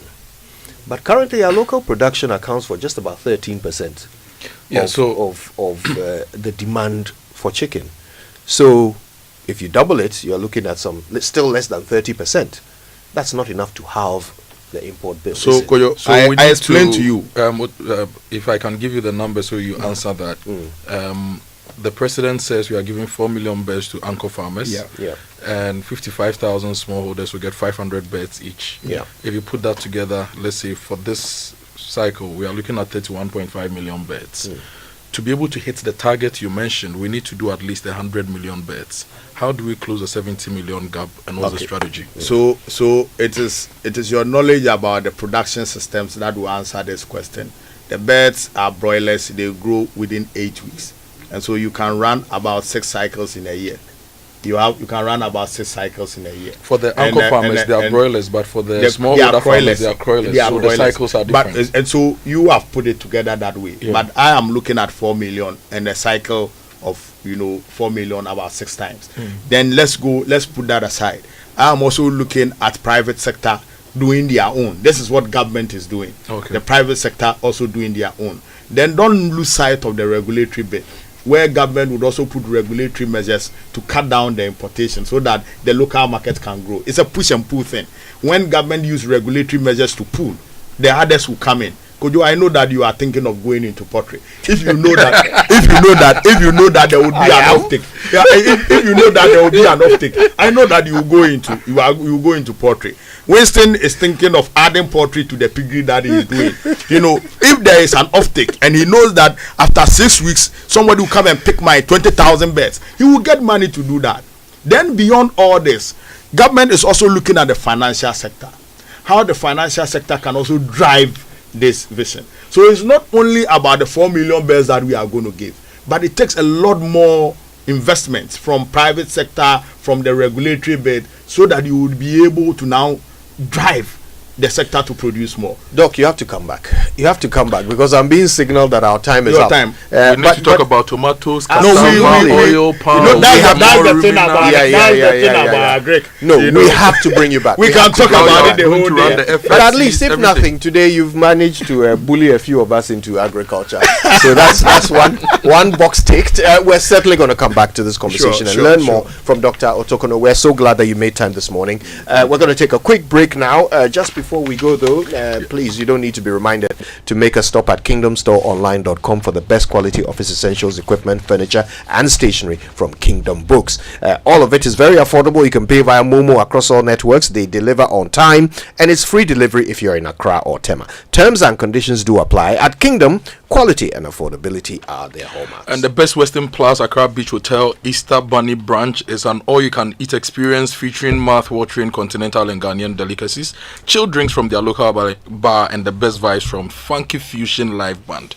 It's happening this Easter, so gather with friends and family. Let's celebrate Easter in grand style. It's 400 cedis per adult, 200 cedis per child. For reservations, call 054-840-2224 or 050-965-1381. It's on Easter Sunday, so forget home cooking and join us at the Best Western Plus Accra Beach Hotel. If you want more details, follow BWP Accra Beach Hotel on IG and on TikTok at BWP Hotel. And the website is bestwesternplusacra.com. Well, we've left you wanting more, but if you want more, then you better stay for our friends from ABSA. They certainly have more, and they'll tell you what it's about when they come back. When we come back from this break. Stay with us. As a busy professional, I struggled with back and neck strain from long hours at my desk. To improve my focus, productivity, and well-being, I sought expert advice from the CEO of Expert Office Furnish. After being in the furniture business for 25 years, I can tell you 2 things that causes back pain in the workspace: bad sitting posture and not sitting on a good chair. I recommend to you the Genevia Beeper chair, the chair that helps you to sit right. When you don't sit right, it beeps for you to be able to sit right. The next will be the Enjoy chair. It takes every body shape and size. Buy a chair that will support your back and give you that comfort to be able to deliver on your job. Expert Office Furnish offers molding furniture for comfort, productivity, and style. From seating to customized solutions, plus interior decoration services, they've got it all. Find them off the Atomic Hills Estate Road in Ashonman or call 0571 386602 on Facebook and Instagram at Expert Office Furnish. Kids, no running. They grow up so fast. Come here, guys. Who wants to watch their favorite show on GoTV? Your family's favorite moments are made better with GoTV's shows. We've got loads of local, international, and kids channels, and all the football you need from the comfort of your home. You can also watch your favorite shows wherever you are with GoTV Stream. Stick with GoTV and let's go together. GoTV. Love it.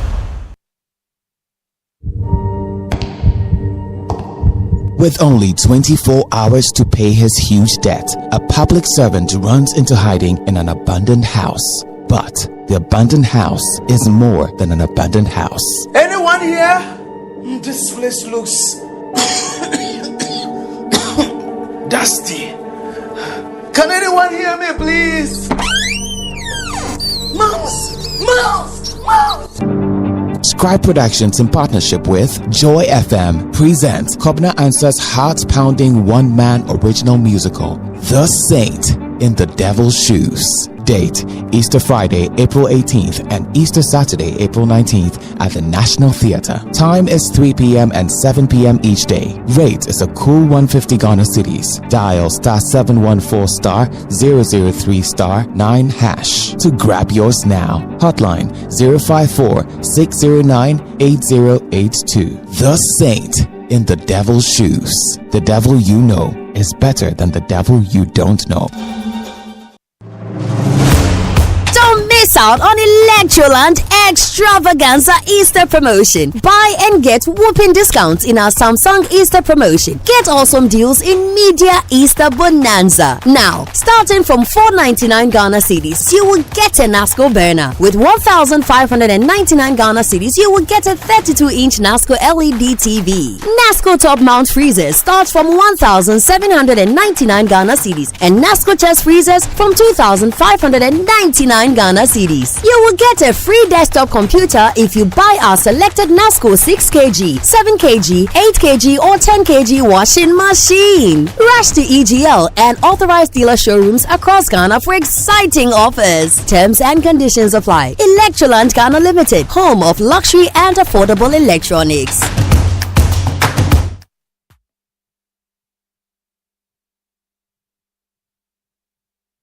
In your cup. Enjoy on the set. The Super Morning Show is always the best bet on Joy 99.7 FM. It's the most action-packed breakfast show in town. The hottest music, the best giveaways, the great interviews, and all the laughter and fun you can imagine. Don't miss the Super Morning Show on Joy 99.7 FM. It's the best breakfast show in town. Right, still live here on the Super Morning Show on Joy 99.7 FM, and we told you that our friends from ABSA were going to be joining us. ABSA Bank, and Lawson Tony, who is the head of deposits, retail business and business banking, is in studio with us. He'll be telling us more about the Get More with ABSA. But if you're upgrading your office space, then call the experts. You want a healthy chair that takes care of your spine, call Expert Office Furnish Company Limited for your ergonomic swivel chairs today. The ergonomic swivel chairs has intelligent seat cushion with dynamic bionic spine pressure relief design. The dynamic smart motion back support technology is equipped with double wings support chips. Now, these ergonomic swivel chairs have great benefits for your health and spine. At Expert Office Furnish Company Limited, we also have executive desk, cabinets, conference, and all furniture that suits your budget. Locate us off the Atomic Hills Estate Road on the Asori Junction near ASI Plaza, Ashoman Estates. Call us on 0571386600 or 0244280532. Find us on Facebook, Expert Office Furnish GH, Instagram, Expert Office Furnish, and on Twitter, Expert Furnish. Visit our website, expertofficefurnish.com. Expert Office Furnish, your health, your wealth. Lawson, good morning, and thank you very much for joining us. Good morning, Winston, and good to be here. Great. Hope you're doing very well this morning. Very well. So let's start off. Let's start from the top. Let's find out how ABSA Bank is doing these days. What's the energy like across the business right now?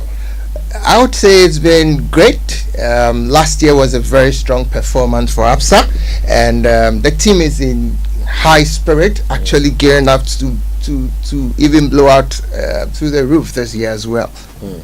Great. So we've been hearing about this campaign. I've been delivering the LPM, and we talk about my friend Nee who wants a lot more. This will get more with APSA campaign. What's the whole idea behind it? Tell us about it. So that story about your friend Nee are real stories, right?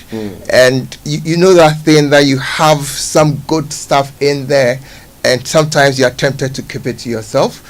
This campaign is basically speaking to the fact that there are several solutions out there that we are rolling out to the public, and talk about from digital right through to the bank accounts and types of solutions, value we are delivering to the country. Now, Winston, just imagine that you have an account, or what would you pay for an account that gives you up to say 50,000 Ghana cedis retrenchment benefit? Wow. Or even that which guarantees your travel when it comes to medical insurance. In fact, you can get up to 2.5 million USD medical emergency cover just because you hold some account or a debit card. Hold on a minute.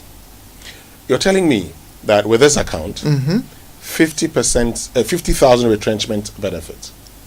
50,000 retrenchment. 50,000 Ghana cedis. So what you're telling me also that travel insurance, everything secured. So, Winston, we are providing a total financial solution. Financial, not banking. And what I mean by that is that you can actually have an account that actually guarantees you insurance cover.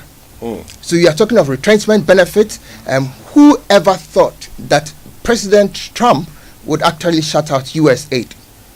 But today, some friends of mine, colleagues, and even brothers of mine are out of job just because of a single change of government, right? But because of this retrenchment benefits on this account, we have people who are actually solutioned and have some cushion just because of this retrenchment benefit. Now, how about medical cover?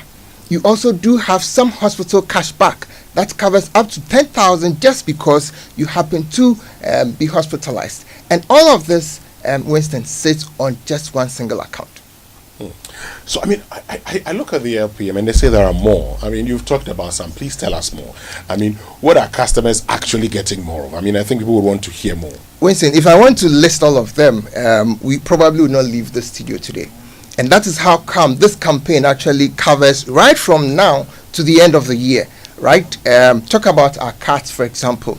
That gives you what you call a travel insurance cover. So today, you don't necessarily need to go to an insurance firm if you want to travel. All you need is have a card, a debit card, or even a credit card from APSA that can actually guarantee you a travel insurance cover all through your journeys outside of Ghana. And that is, as if that was not enough, you also have concierge services that is provided to you as well, just because you hold some debit card.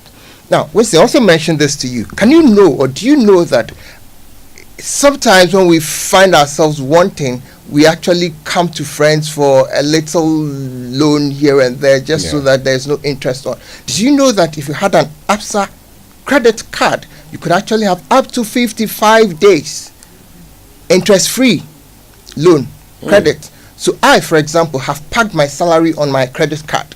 What it means is that when I'm buying fuel from the filling station across the street, I'm actually using my credit card. And why do I do that? Because I'm enjoying some 0.5% wild miles, which is paid back to me. And I am not paying interest because I am using it on a POS or I'm paying through online purchases. I see. So, I mean, you've talked about all the good things which come with this campaign. I'm sure that there's that person who's there and is asking, is this really campaign for me? Who's this campaign for? Everybody. Everybody. Right through the retail person, through the SME, to the business banking customer. Now, tell you just a bit even on the SME, right? And I think Doc just left the studios and he was talking about Feed Ghana, agribusiness. Over the past 2 years, APSA has actually funded over 1 billion in agribusiness, the value chain. And this is at 10% interest rate. So we are a systemic bank ready to actually finance the goals and the business of government and the direction of the business. So it is the retail customer, it is the business banking customer, and of course the commercial banking customer as well. we have a lot in stock for all of us.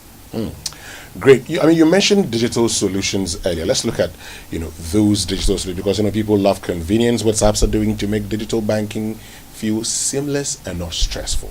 Good.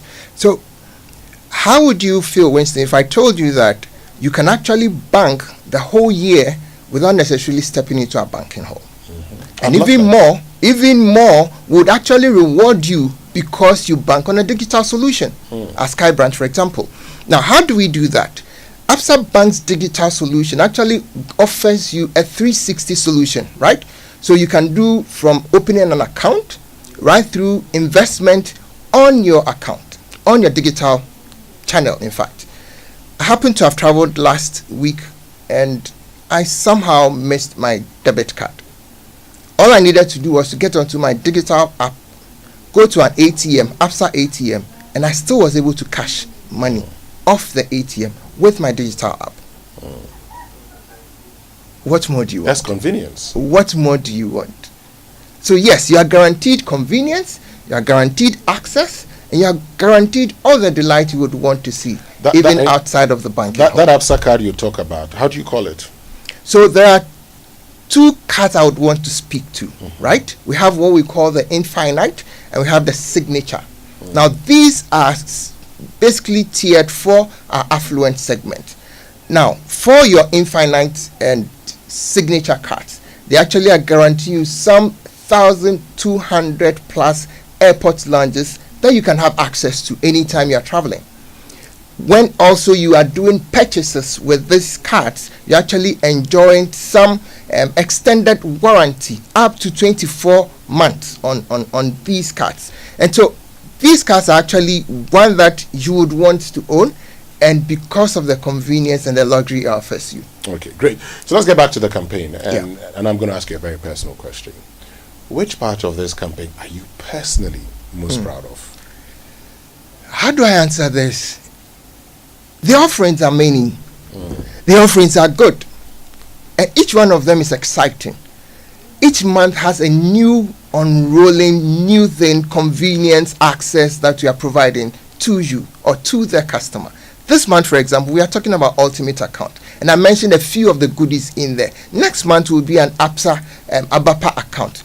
And when we get there, you see the goodies in there. So each month has something unique, something exciting that we are offering. For the next 8 months, Winston, I assure you, you will be excited with every single offer we'll bring onto the table.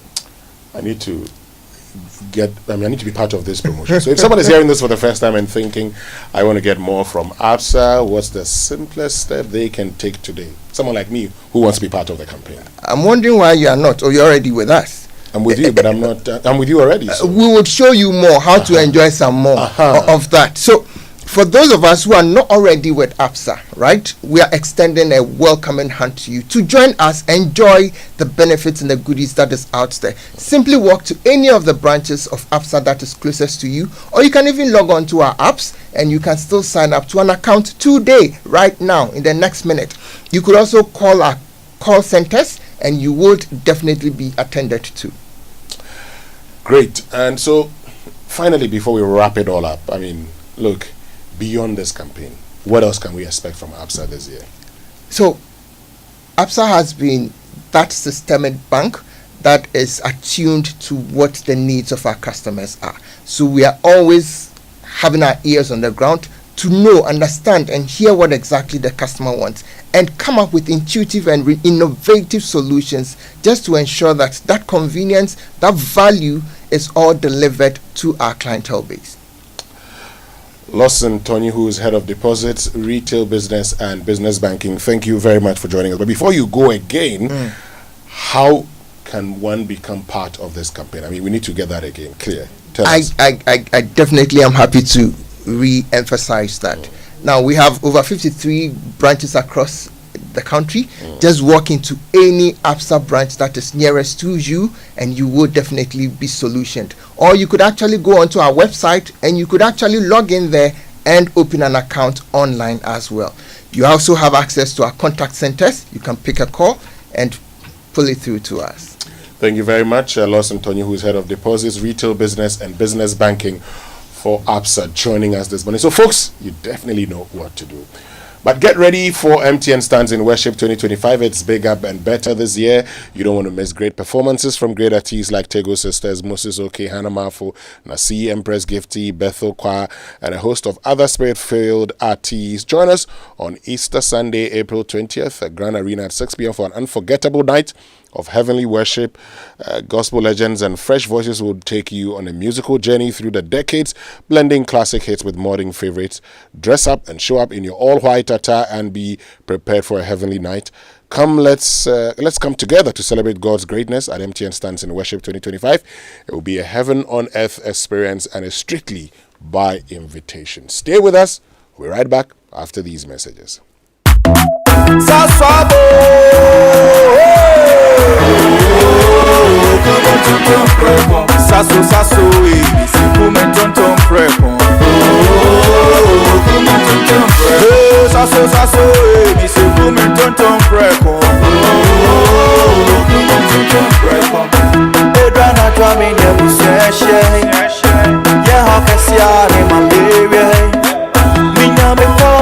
Sasso, every mosquito standing run away.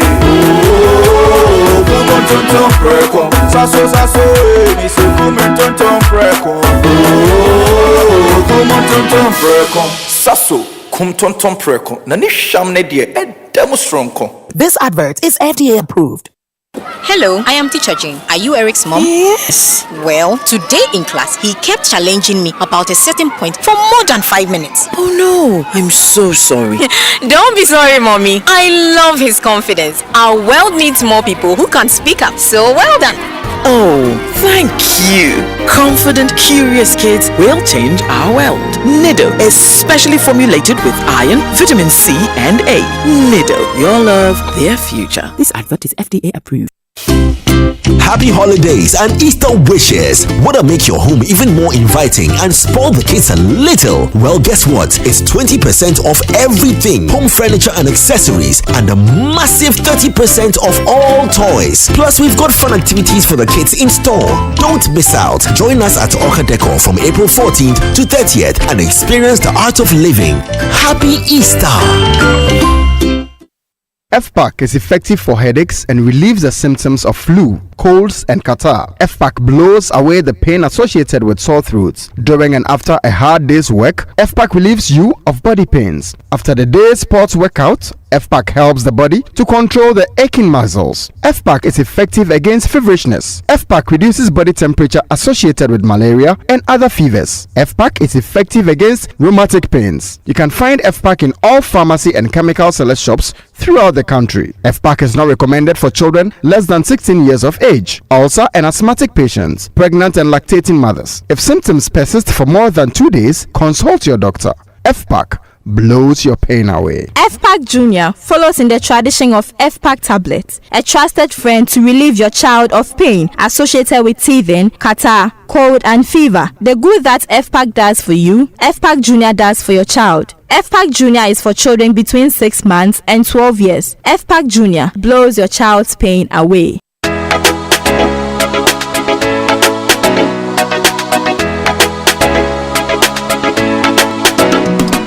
Right, so welcome back and thank you very much for staying with us here on the Super Morning Show on Joy 99.7 FM. I think we have lots of messages to share. We'll do those messages shortly. Yeah. But first, Joy News proudly presents the top 10 impact makers are extraordinary individuals transforming communities through education, health, girl-child empowerment and innovation. So from after-school programs in Kisaman to mental health advocacy in the Ashanti region through to solar in the Upper West region, clean water projects, inclusive education, women's empowerment and more. These are the true agents of change in marginalized communities across the country. Catch their inspiring stories on Joy News as we honor the selfless individuals shaping lives one step at a time. The Joy News Impact Makers Award is brought to you by MacDan Foundation, empowering futures, building communities, Gold Key Properties, transforming the landscape, MNC Group Global, Totally Reliable, German Ozone Medical Center, therapy, dental, wellness, and beauty. Latest from your partner for life, Joy News Impact Makers Awards, celebrating ordinary people making extraordinary impacts. Now, the search for that diamond to take us onto the world stage has begun. Africa's Model Scout is back. Africa's Model Scout started 3 days ago on the 12th of April at 7 p.m. and is continuing. Do not miss out. And there's a new Marina supermarket, a new Marina mall on the Spintex Road. And this Easter, they have the Easter Sales Bazaar happening. It's starting from 18th to the 21st. They have amazing discounts of up to 50% off on selected items in your favorite stores. It's the brand new outlet at Barcelona Spintex, right next to the Commercial Bank. They also have giveaways and special offers you can't resist. If you need a place to go with the family this Easter for face painting, treasure hunts, shopping, musical chairs, everything that would make the kids have a great time, take them to the Marina Mall at Spintex. Makes it a memorable family shopping and fun experience this festive season at Marina Mall Spintex. If you want more information, call them on 055-668-7222 or visit Marina Mall Spintex handles on all social media platforms for more details. Marina Mall Spintex, redefining your shopping experience. So this one says, good morning to the two Kojos. Thank you so much for the wonderful work you do for our beloved Ghana. I'm impressed with the knowledge you've brought to bear on the interview with Otokunor. I hope he has learnt a lot from his interaction with you. We should hold the feet of politicians. We cannot keep spending scarce national resources we cannot spend scarce national resources achieving cheap, short-term and unsustainable outcomes. I must confess that what he has talked about sounds very theoretical to me. I wish them luck, and this is from Joseph. The rest, you've asked lots of questions, and unfortunately, Peter Otokunor has left us. But as he promised, he's going to be back, and once he gets back, we'll bring all these questions to him. Okay, great. Yes, indeed. Yes, we have to do a lot more with those running the agric sector, because there's quite a lot to learn. Yes. Cassava, oil palm, tomatoes, even leather, mushrooms. And now that he says by force, we should all go and do Ngukon Kitten. Yeah, you should, Kojo, you should try. You try. Leave it to the experts. I'm happy to invest in agriculture, but I'd like to work with those who know what they're doing, Yeah, but we're always looking for investment, so you can bring the money. All right. Agric Winston has been looking for my money for long. Why don't we bring the money with industries that work with the principles doing to learn and learning to do. Right. So you don't really have to. I just talk to a few people in the space and start on your own. Learn to do and do to learn.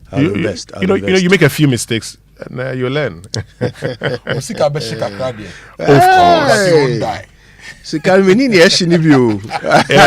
don't have that one. So the man who's risk averse, he gives it to you.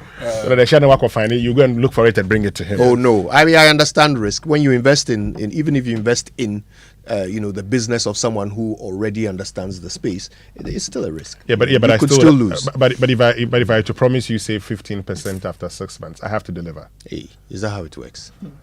Yes. Anyway, thank you all for listening. We've certainly had a great morning with you. Tomorrow we've got more to do. Stay tuned for it. But until then, of course, keep it locked on Joy. We've got headlines at 10 with Chiki Adubia. Stay tuned for that. All right. My name is Kojo Yankson. I'm the morning man. Winston Amoah. My name is Kojo.